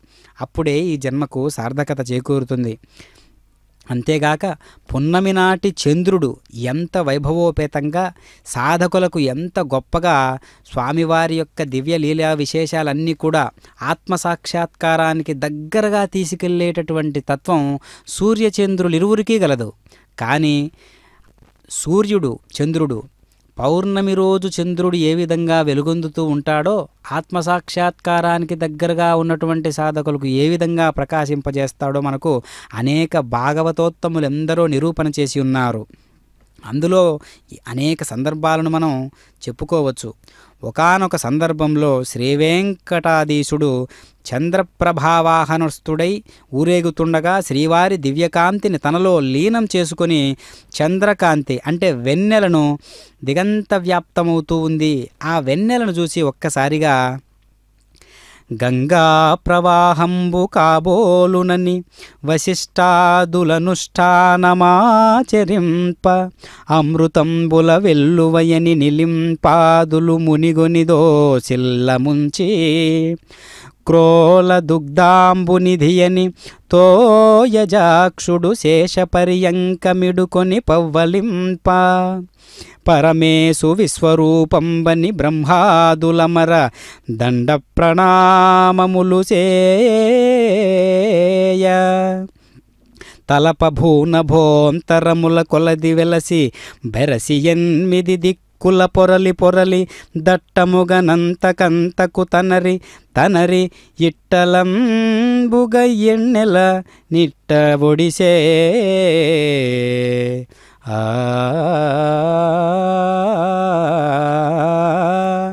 గంగా ప్రవాహం అనుకొని వశిష్ఠాది మునులు స్నాన సంధ్యాదు అనుష్ఠానాదులన్నీ కూడా గావిస్తూ ఉన్నారు. అమృత ప్రవాహం అనుకొని దేవతాదులందరూ కూడా ఎవరికి వారు ముందుగా వెళ్ళి ఆ అమృతాన్ని దోసిళ్లతో తీసుకుని త్రాగుతూ ఉన్నారు. ఇది పాలసంద్రం అనుకొని పరమపదంలోని శ్రీమన్నారాయణుడు శేషశయ్యపై పవలిస్తూ ఉన్నాడు. భగవంతుని విశ్వరూపమనుకొని బ్రహ్మాది దేవతలు సాష్టాంగ దండ ప్రణామాలు చేస్తూ ఉన్నారు. ఇలా ఆ చంద్రప్రభ భూమ్యాకాశాలు వ్యాపించి దిక్కులలో చేరి దట్టంగా అంతకంతకు ఎక్కువవుతూ అందరికీ ఆనందాన్నిస్తూ ఉంది. విక్రమార్క చరిత్రలో జక్కన కవి చుక్కలరాయని మిక్కిలి వెన్నెలను ఇంత రమ్య భావయుక్తంగా వర్ణించిన తీరు మనం కూడా వెన్నెలలో చంద్రప్రభా వాహనంపై అలనాడు ఏ విధంగా విహరించాడో ఆ విధంగా చంద్రుడే సాక్షాత్కార రూపంగా వచ్చి చంద్రుడే యొక్క ప్రభరూపంలో విచ్చేస్తూ గరుత్మంతుని మీదుగా ప్రవహిస్తున్నటువంటి ఆ వెన్నెల ఒక ప్రభగా భావించి స్వామివారు ఈ యొక్క ఆత్మ సౌందర్యాన్ని మనందరికీ కూడా చూయిస్తూ ఉన్నారు. అందుకనే ఇక్కడ వాహనాలు అని చెబితే 2 వాహనాలుగా చెప్పవలసి ఉంటుంది. ఒకటి చంద్రుని యొక్క వెన్నెలంతా కలిసి కుమ్మరించబడినటువంటి ఒక వాహకంగా చెబితే అది వాహకం అయితే, ఇది వాహనంగా మనం చెప్పుకోవలసిన అవసరం ఉంటుంది ఇక్కడ. ఎందుకు అంటే పరమాత్మ తన మీదుగా ప్రసరింపజేస్తూ ఉన్నటువంటి విశేషాలన్నీ ఏ విధంగా ఉంటాయి అంటే ఈ విధంగా ఉంది అని చెప్పడానికి వీలు లేకుండా ఇంకొక పదార్థం అక్కడ లేదు కదా. కాబట్టి ఏ ఉత్సవాన్నైనా ఇలా శుద్ధ సాత్విక భావంతో దృష్టితో దర్శిస్తే బ్రహ్మోత్సవాలైనా సరే, మామూలు ఏ ఇతరత్ర వార్షికోత్సవాలైనా సరే, మాసోత్సవాలైనా సరే, తర్వాత ప్రతిరోజు చేసేటటువంటి నిత్యోత్సవాలైనా సరే ఆ విధమైనటువంటి బ్రహ్మానందానికి తీసుకెళ్లేటట్లుగా మనకు ఈ యొక్క సేవా కైంకర్యంలోని భావన మనకు సహకరిస్తుందన్నమాట. అందుకనే పునర్జన్మ లేని ఉత్తమ స్థితిని సిద్ధింపజేస్తాయనడంలో ఈ విషయాలన్నీ కూడా అందులో ఏమాత్రము సందేహమే లేదు. కనిపిస్తూ ఉన్నటువంటి చంద్రబింబంలో మరో అద్భుతమైన చంద్రబింబం కనిపిస్తూ ఉన్నది. చంద్రుడే కనిపిస్తూ ఉన్నాడు. కనుక మామూలు చంద్రుడే చంద్రబింబంగా మారి అసలైనటువంటి చంద్రుడు చంద్రబింబంలో కనిపిస్తూ ఉన్నాడా అన్నట్లుగా ఇదిగో ప్రతి ఒక్క జీవునిలో కూడా ఆ విధంగా స్వామి దర్శనమిస్తాడని చెప్పడానికి ఈ విధంగా మనకు స్వామి దర్శనమిస్తూ ఉన్నారు. కనిపిస్తూ ఉన్నటువంటి దివ్యత్వం అంతా కూడా ఎక్కడుంది అంటే ఆత్మసాక్షాత్కారాన్ని పొందబూనినటువంటి హృదయానికి మాత్రమే అర్థమయ్యేటట్లుగా ఈ యొక్క సందేశం మనకు గోచరిస్తూ ఉన్నది. కనుక మనం ఎప్పుడో చివరి దశలో భగవంతుని స్మరిస్తాములే అనుకుంటే కుదరదు. ఎందుకు అంటే ఎప్పుడూ కూడా భగవంతుని కోసం ప్రార్థించేటందుకై మనం సిద్ధపడి ఉండాలి. భగవద్గీతలో చెప్పినట్లుగా అంతకాలే చ మామేవా స్మరన్ ముక్త్వా కలేబరం యక్ ప్రయాతి సమద్భావం యాతి నాస్త్యత్ర సంశయః.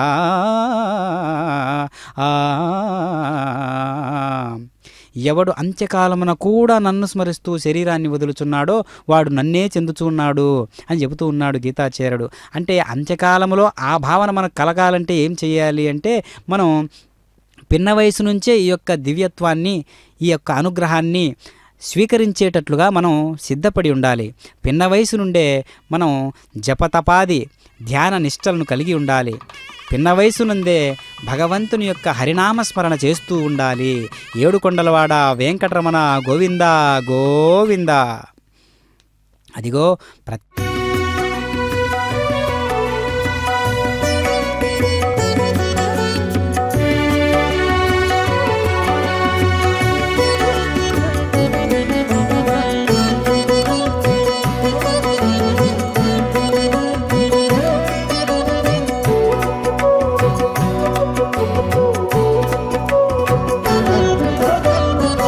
ఎంత మహిమో ఎంత మహిమో నీది, ఎంత మహిమో ఎంత మహిమో నీది, ఎవ్వరికి అలవి కాదు. చింతించితే దాసులకు చేపట్టు కుంచమో. ఎంత మహిమో నీది, ఎవ్వరికి అలవిగాదు. చింతించితే దాసులకు చేపట్టు కుంచమవు. ఎంత మహిమో నీది, ఎంత మహిమో ఎంత మహిమో.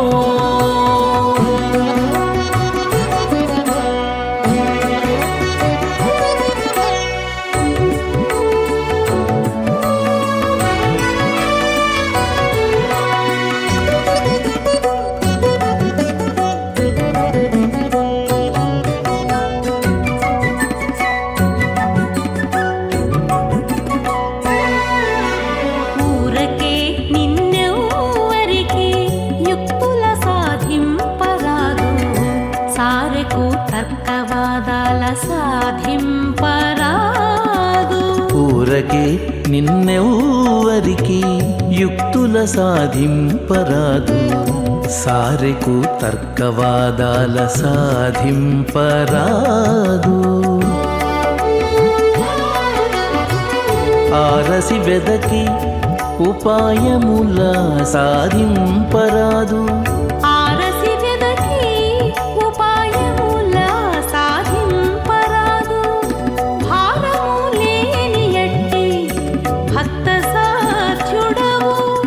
ఆరసి వెదకి ఉపాయముల సాధింపరాదు. భారము లేని ఎట్టి భక్త సాధ్యుడవు. ఎంత మహిమో నీది, ఎవ్వరికి అలవిగాదు. చింతించితే దాసులకు చేపట్టు కుంచమవు. ఎంత మహిమో నీది, ఎంత మహిమో.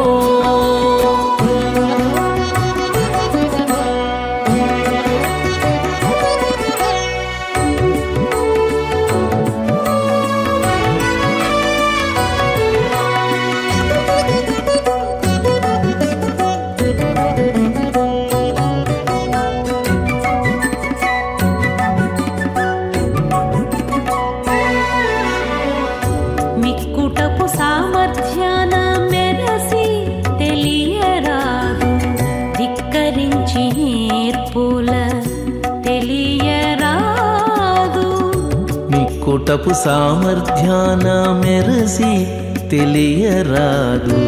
ధిక్కరించి నేర్పుల తెలియరాదు. వెక్కసాన భూముల వెదకి తెలియరాదు. వెక్కసాన భూముల వెదకి తెలియరాదు.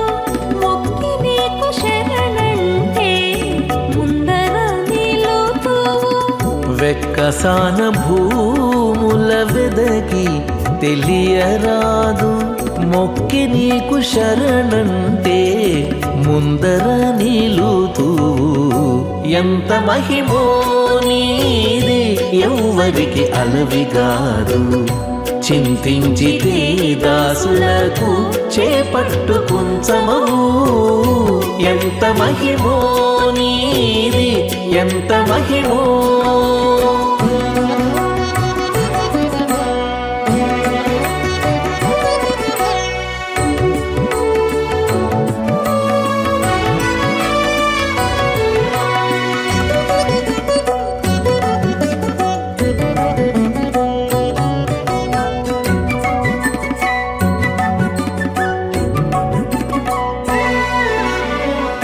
చలరేగి తపములు చేసిన నెరగరాదు ఇలా నిన్ని చదివిన ఎరగరాదు చలరేగి తపములు చేసిన ఎరగరాదు ఇలా నిన్ని చదివిన ఎరగరాదు నెలవై శ్రీ వెంకటేశ నీ దాసాను దాసుల నెలవై శ్రీ వెంకటేశ నీ దాసాను దాసుల కొలిచితే చాలు కక్కున కృప సేతువు నెలవై శ్రీ వెంకటేశ నీ దాసాను దాసుల కొలిచితే చాలు గక్కున కృపసేతువు ఎంత మహిమో నీది ఎవ్వరికి అలవిగాదు చింతించితే దాసులకు చేపట్టు కుంచమవు ఎంత మహిమో నీది ఎంత మహిమో. ఓం నమో వెంకటేశాయ. శ్రీనివాస ప్రభువు గరుత్మంతుని యొక్క వాహనాన్ని అధిష్ఠించి ఈ విధంగా మనకు దర్శనమిస్తూ ఉన్నారు. ఆ వెంకటాద్రి స్థానాన్ని ఎన్నో రకాలుగా కీర్తిస్తూ ఉంటే ఒక్కొక్క యుగంలో ఒక్కొక్క పేరుతో పిలవడం ఒక గమనార్హం. అందులో భాగంగానే కృతే వృషాద్రిం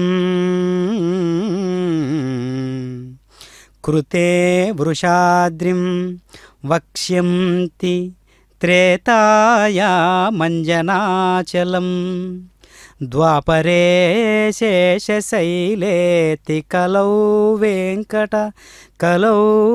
శ్రీవేంకటాచలం నామాని యుగభేదేన శైలస్యాస్య భవంతి. కృతయుగంలో వృషాద్రి అని, త్రేతాయుగంలో అంజనాద్రి అని, ద్వాపర యుగంలో శేషశైలమని, కలియుగంలో వెంకటాచలమని పిలవడం జరిగింది. కొండ ఒక్కటే యుగానుసారంగా నామభేదం ఏకం సత్ విప్రా బహుదా వదంతిగా ఏర్పడింది.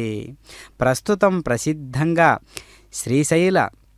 శ్రీ శేషశైల గరుడాచల వెంకటాద్రి నారాయణాద్రి వృషాద్రి ముఖ్యాం ఆఖ్యాం త్వదీయ వసతే రనిశం వదంతి. శ్రీవేంకటాచలపతే తవ సుప్రభాతం.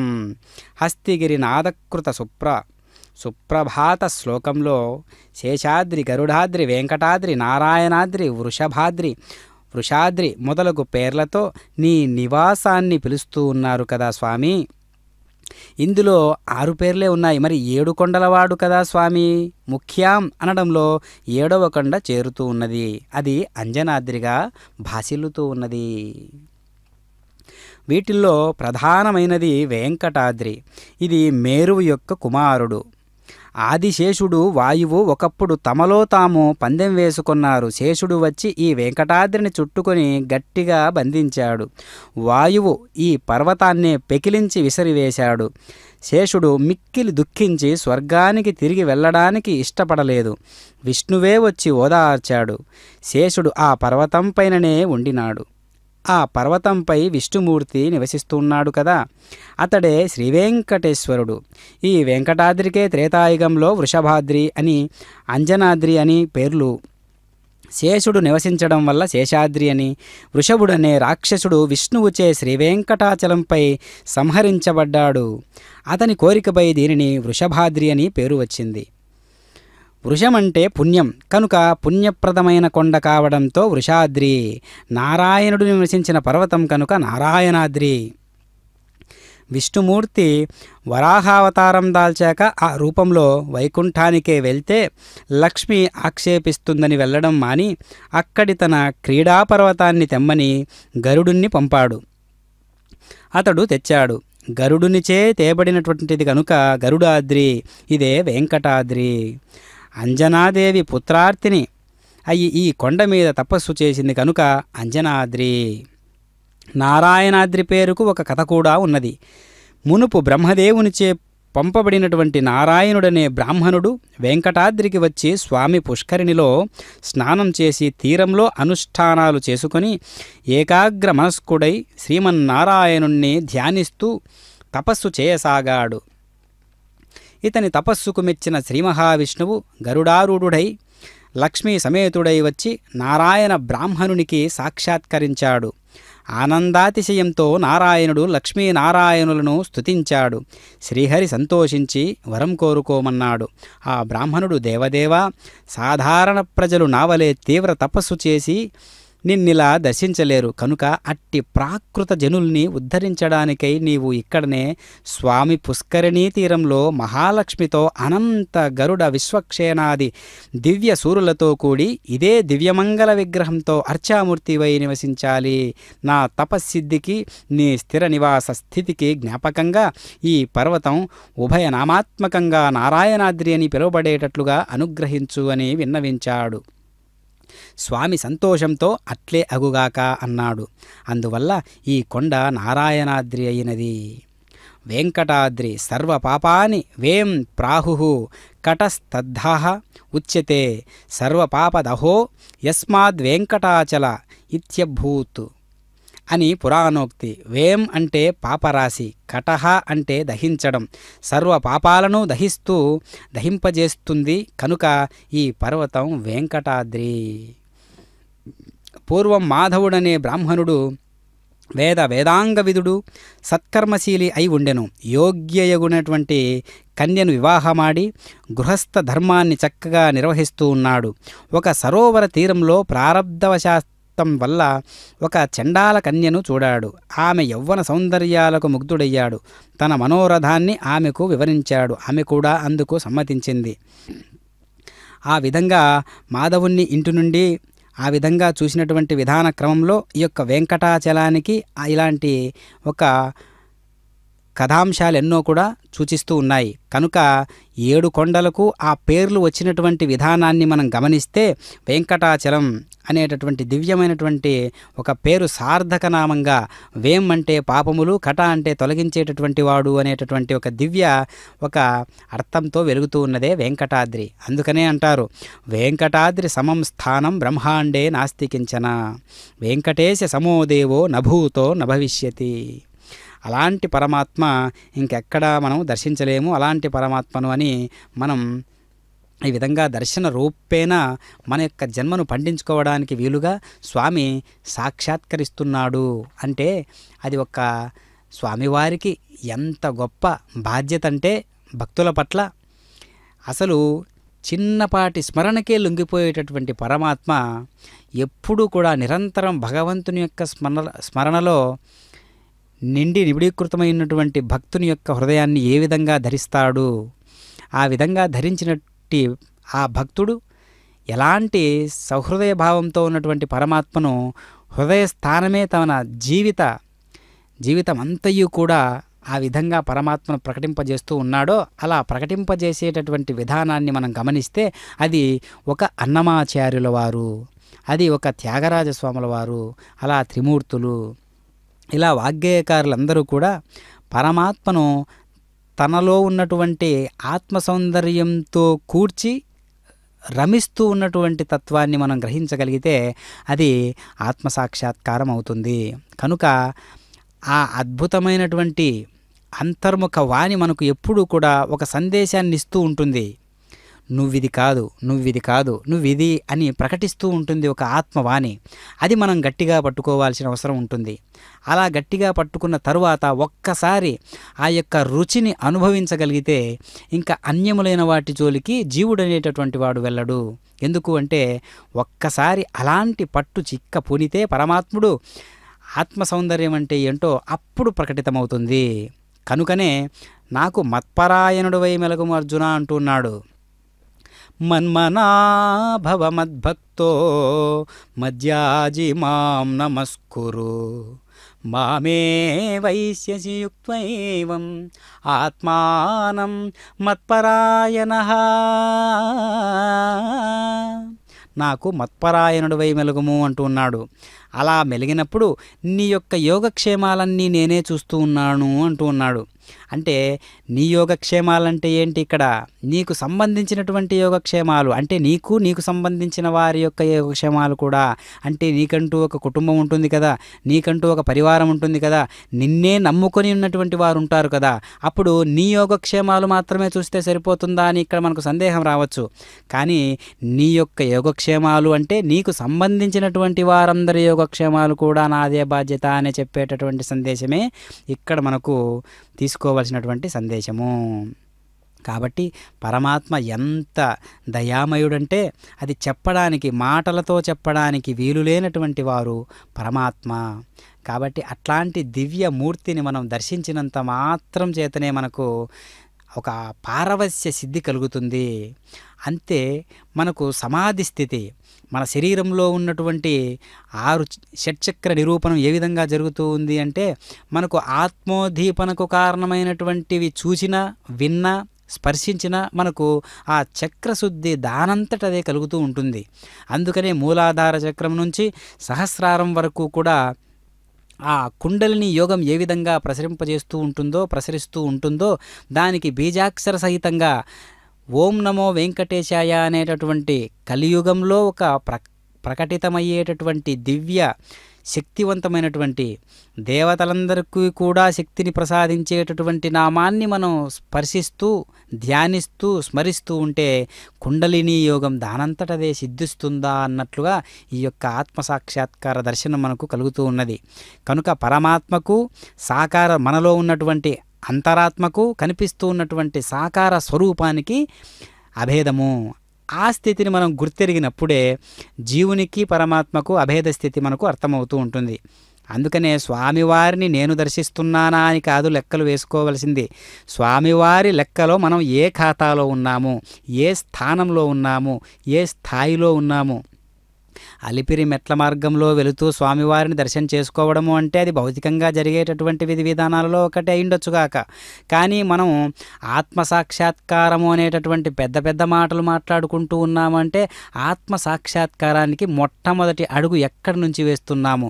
మనము అలిపిరి మెట్ల దగ్గర మొదటి మెట్టు దగ్గర ఉన్నామా, ఇంకా మెట్లు దగ్గరికి వెళుతూ ఉన్నామా, ఆ వెళ్ళేటటువంటి ప్రక్రియలో ఉన్నామా అని మనకు మనమే ప్రశ్నించుకోవాలి. అందుకనే ఒక్క ప్రశ్నయే ఒక్క జీవితం. అది పరమాత్మకు జీవునికి ఉండేటటువంటి ఒక్క ప్రశ్న. నేను అంతర్వాణిగా ఉన్నటువంటి పరమాత్మగా ప్రకాశిస్తూ ఉన్నటువంటి పరమాత్మకు నాకు ఆ భేదాభిప్రాయాలు ఏవి, అభేద స్థితి ఏంటి, ఆ వ్యత్యాసం ఏంటి అని మనం గుర్తిస్తే మనకు అదే గొప్ప సాధన వైపు మళ్ళిస్తుంది. ఆ భావనే మనకు సాధన వైపు మళ్ళిస్తుంది. కనుక పొద్దున్నే లేచినప్పటి నుంచి కూడా మనం ఎన్నో కార్యాలు చేస్తూ ఉంటాం.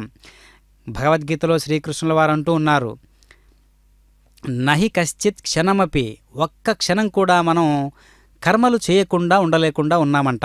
అంటే ఆ లెక్కన ఎలాగో కర్మలు చేస్తూ ఉన్నాం కదా, ఆ చేసేటటువంటి కర్మలు పరమాత్మకు సంబంధించిన కర్మలుగా చేస్తే, పరమాత్మ కోసం చేస్తే, మనల్ని మనం ఉద్ధరించుకునేటటువంటి కర్మలను చేస్తే అప్పుడు కదా అది ఆత్మ సౌందర్యం అవుతుంది. కనుక అన్ని సౌందర్యాల కంటే రాసుకున్నటువంటి, పూసుకున్నటువంటి, అలంకరించినటువంటి అన్నింటికంటే కూడా ఆత్మ సౌందర్యానికే మన శాస్త్రాలన్నీ కూడా పెద్ద పీట వేశాయి. కనుక దాన్ని మనం గమనించినట్లయితే గరుత్మంతుని యొక్క వేగం ఎందుకు ఉపయోగపడుతుందో మనకు అర్థమవుతుంది. నిజానికి గరుత్మంతుడు అంటే మనం భౌతికార్థంతో చూస్తే ఇదిగో ఇంత ఆకారంతో ఉంటాడు, 2 రెక్కలతో ఉంటాడు, ఒక పెద్ద ముక్కుతో కలిగి ఉంటాడు, సమస్తానికి తాను ఎంతో వేగంలో ఒక ఆదర్శవంతమైనటువంటి పురుషుడు అనుకుంటే పొరపాటు. అంతటి వేగవంతమైనటువంటి జ్ఞానాన్ని కలిగించడానికి గరుత్మంతుడు అంతర్ముఖ సాధకునిగా ఏ విధంగా ఉపయోగపడతాడు, అంతర్ముఖత చెందేటటువంటి సాధకునికి గరుత్మంతుడు ఏ విధంగా అక్కడి వరకు తీసుకెళ్తాడు. ఋగ్వేదంలో ఉంటుంది కదా, అగ్నిదేవుడు ఊరికే వెలగడు, తానొక్కడుగా రాడు. అగ్నిదేవునికి సంబంధించిన దేవతలందరినీ కూడా వెంట పెట్టుకుని వచ్చినట్లుగా గరుత్మంతుల వారు కూడా ఆత్మసాక్షాత్కారం పొందడానికి కావలసినటువంటి వేగాన్ని మనకు సమకూరుస్తాడు. అది గరుత్మంతుని యొక్క ముఖ్యమైనటువంటి లక్షణం. ఈ విషయాన్ని మనం అంతర్ముఖవాణి చెబుతూ ఉన్నదిగా అని మనం గ్రహించాలి.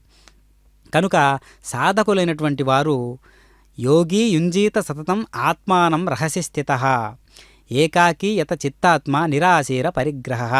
యోగి అయినటువంటి వాడు అంతర్ముఖుడై ఏకాంతమున ఒంటరిగా ఉంటూ ఈ యొక్క సాధనలన్నీ చేస్తూ ఉంటాడు.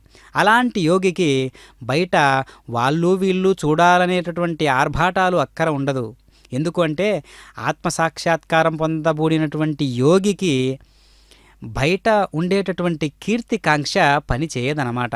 అందుకనే స్వామివారు కూడా అలాంటి పురుషోత్తముడు కావున ఆ పురుషోత్తముడు అనేటటువంటి స్థాయిలో స్వామివారు ఉంటూ అలాంటి భావనలు కలిగించేటట్లుగా స్వామివారు జీవులందరినీ కూడా ఆ విధంగా తన వైపుకు రప్పించుకుంటూ ఉంటారు. అందులో కూడా మొదటి స్థానంలో ఎవరున్నారు అని లెక్కలు వేసుకుంటూ ఉంటే గీతాచార్యుడు మళ్ళీ అంటూ ఉన్నాడు, మనుష్యానాం సహస్రేసు, వేల కొలది జనులలో ఏ ఒక్కడో నన్ను తెలుసుకొనడానికి ప్రయత్నం చేస్తూ ఉన్నాడు. అట్లు ప్రయత్నం చేసే వాళ్ళలో కూడా నన్ను ఒకానొక్కడు మాత్రమే యథార్థంగా తెలుసుకుంటూ ఉన్నాడు అని తెలియజేస్తూ ఉన్నాడు. ఆ భావనను మనం గమనించినట్లయితే, కొంచెం సుదీర్ఘంగా ఆలోచించినట్లయితే, ఆ ఒక్కడిని నేనే ఎందుకు కాకూడదు అని ప్రతి ఒక్కడు అనుకోవాలి. అదే అసలైనటువంటి సనాతన ధర్మానికి మనం ఇచ్చేటటువంటి అతి విలువైనటువంటి ఒక పెద్ద పెట్టు గౌరవం. కావున ఆ దివ్యమైనటువంటి ఎంతో నిర్మలభరితమైనటువంటి పవిత్రమైనటువంటి సకల తీర్థరాజము అని పిలువబడేటటువంటి పుష్కరిణిని మనందరం కూడా దర్శిస్తూ ఆ పుష్కరిణి హారతిని ఒక్కసారి దర్శించుకుంటూ స్వామివారి యొక్క గరుడ పున్నమి విశేషాలన్నీ కూడా ఆ హారతిలో కూడా మనం దర్శిస్తూ ఆ పుష్కరిణి యొక్క నిర్మలత్వాన్ని మనందరం ఆవిష్కరించుకుంటూ ఈ యొక్క కైంకర్యంలో మనం భాగస్థులమయ్యాము అంటే అది స్వామివారు కలిగించినటువంటి దివ్యమైనటువంటి అనుగ్రహ భాషణం.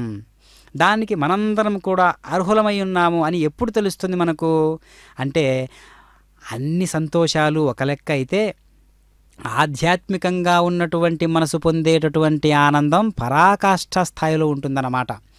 అది ఎలా వర్ణించడానికి వీలవుతుంది?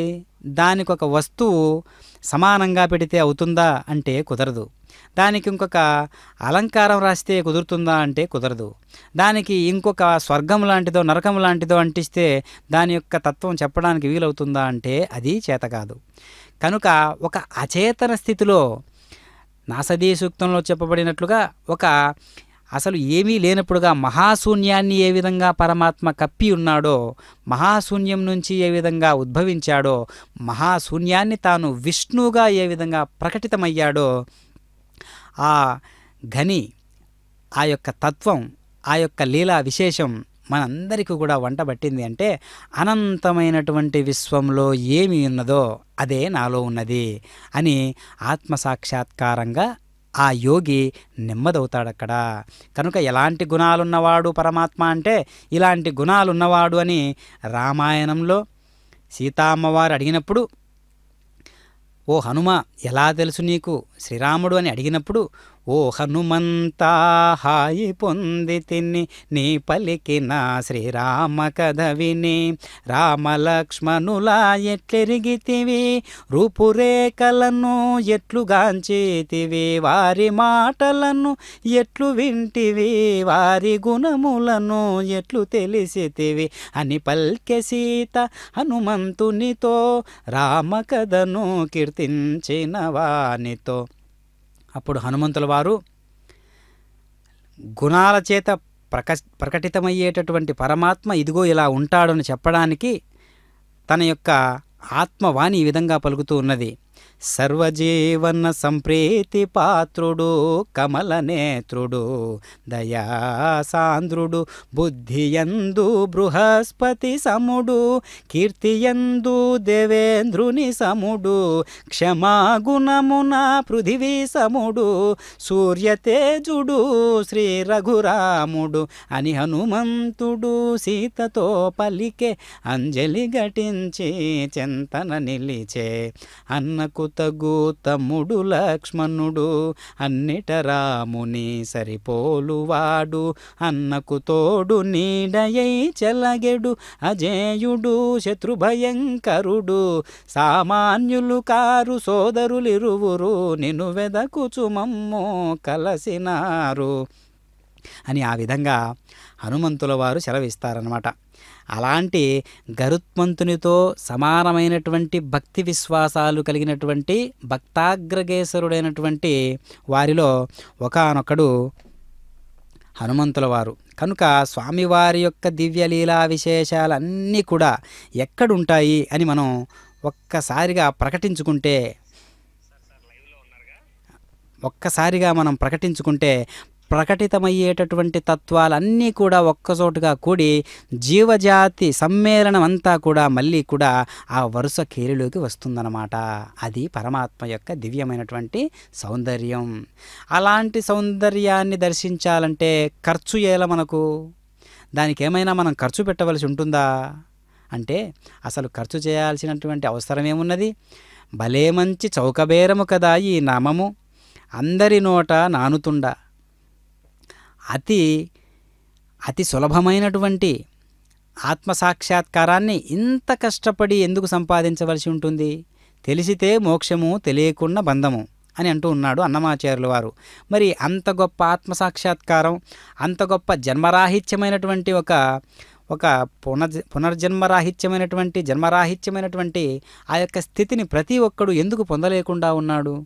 ఎందుకు పరమాత్ముని సేవకుడైనటువంటి ఆ గరుత్మంతునిలాగా హనుమంతునిలాగా ఎందుకు నిత్యము కూడా స్వామివారి యొక్క నేరుగా సేవలు అందించేటటువంటి భాగ్యాన్ని ప్రతి ఒక్కరూ పొందలేకుండా ఉన్నారు అని అంటే మనం అర్థం చేసుకోవాలి. స్వామి మన నిష్టలో, స్వామి మన ఆత్మ హృదయ నిష్టలో ఏ స్థానంలో ఉన్నాడు అనేది మనకు మనమే ప్రతి క్షణము ప్రశ్నించుకోదగినటువంటి ఒక అంతర్వాణి ప్రకటితమయ్యేటటువంటి ఒక సాధన. దాన్ని మనం గట్టిగా పట్టుకొని శాసించుకుంటూ ఉండాలి. అందుకనే మనలో ఉన్నటువంటి ఈ అంతర్వానికి బదులుగా ఒక ఆత్మవాణి ప్రకటితమవుతుంది. అదే పరమాత్మ యొక్క వైభవం. ఓం నమో వెంకటేశాయ. మాధవాయ జయమంగళం, శ్రీమాధవాయ శుభమంగళం. మాధవాయ జయమంగళం, శ్రీమాధవాయ శుభమంగళం. మాధవాయ జయమంగళం, శ్రీమాధవాయ శుభమంగళం. విధినుత చరణాయ వేదోద్ధరణాయ, విధినుత చరణాయ వేదోద్ధరణాయ, మధుదైత్యహరణాయ మంగళం, మధుదైత్యహరణాయ మంగళం. మాధవాయ జయమంగళం, శ్రీమాధవాయ శుభమంగళం. మాధవాయ జయమంగళం, శ్రీమాధవాయ శుభమంగళం.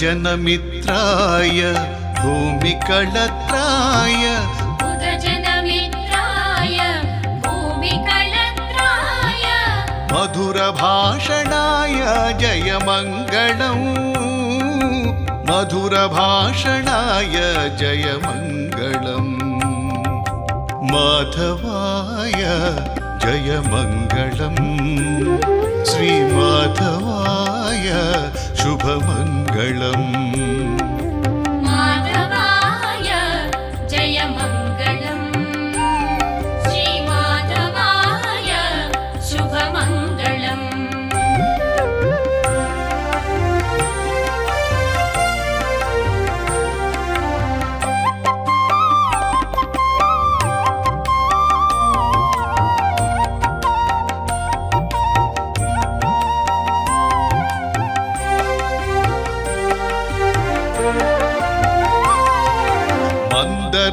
मन्दरोद्धरणाय मङ्गलम् विमलकुन्दालिरदनाय मङ्गलम् मन्दरोद्धरणाय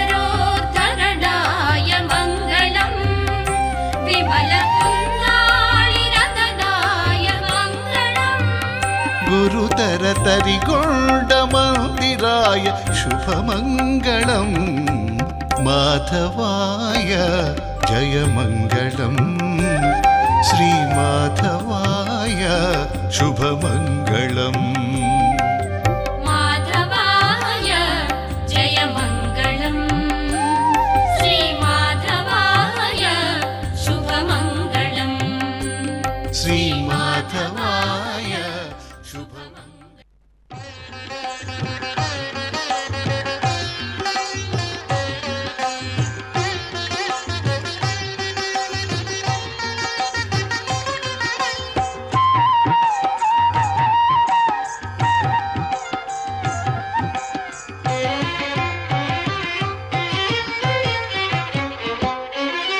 శ్రీనివాస గోవింద శ్రీ వెంకటేశ గోవింద శ్రీనివాస గోవింద శ్రీ వెంకటేశ గోవింద భక్తవత్సల గోవింద భాగవత ప్రియ గోవింద గోవింద హరి గోవింద గోకుల నందన గోవింద శ్రీనివాస గోవింద శ్రీ వెంకటేశ గోవింద శ్రీనివాస గోవింద శ్రీ వెంకటేశ గోవింద నిత్య నిర్మల గోవింద నీలమేఘ శ్యామ గోవింద గోవింద హరి గోవింద గోకుల నందన ఓ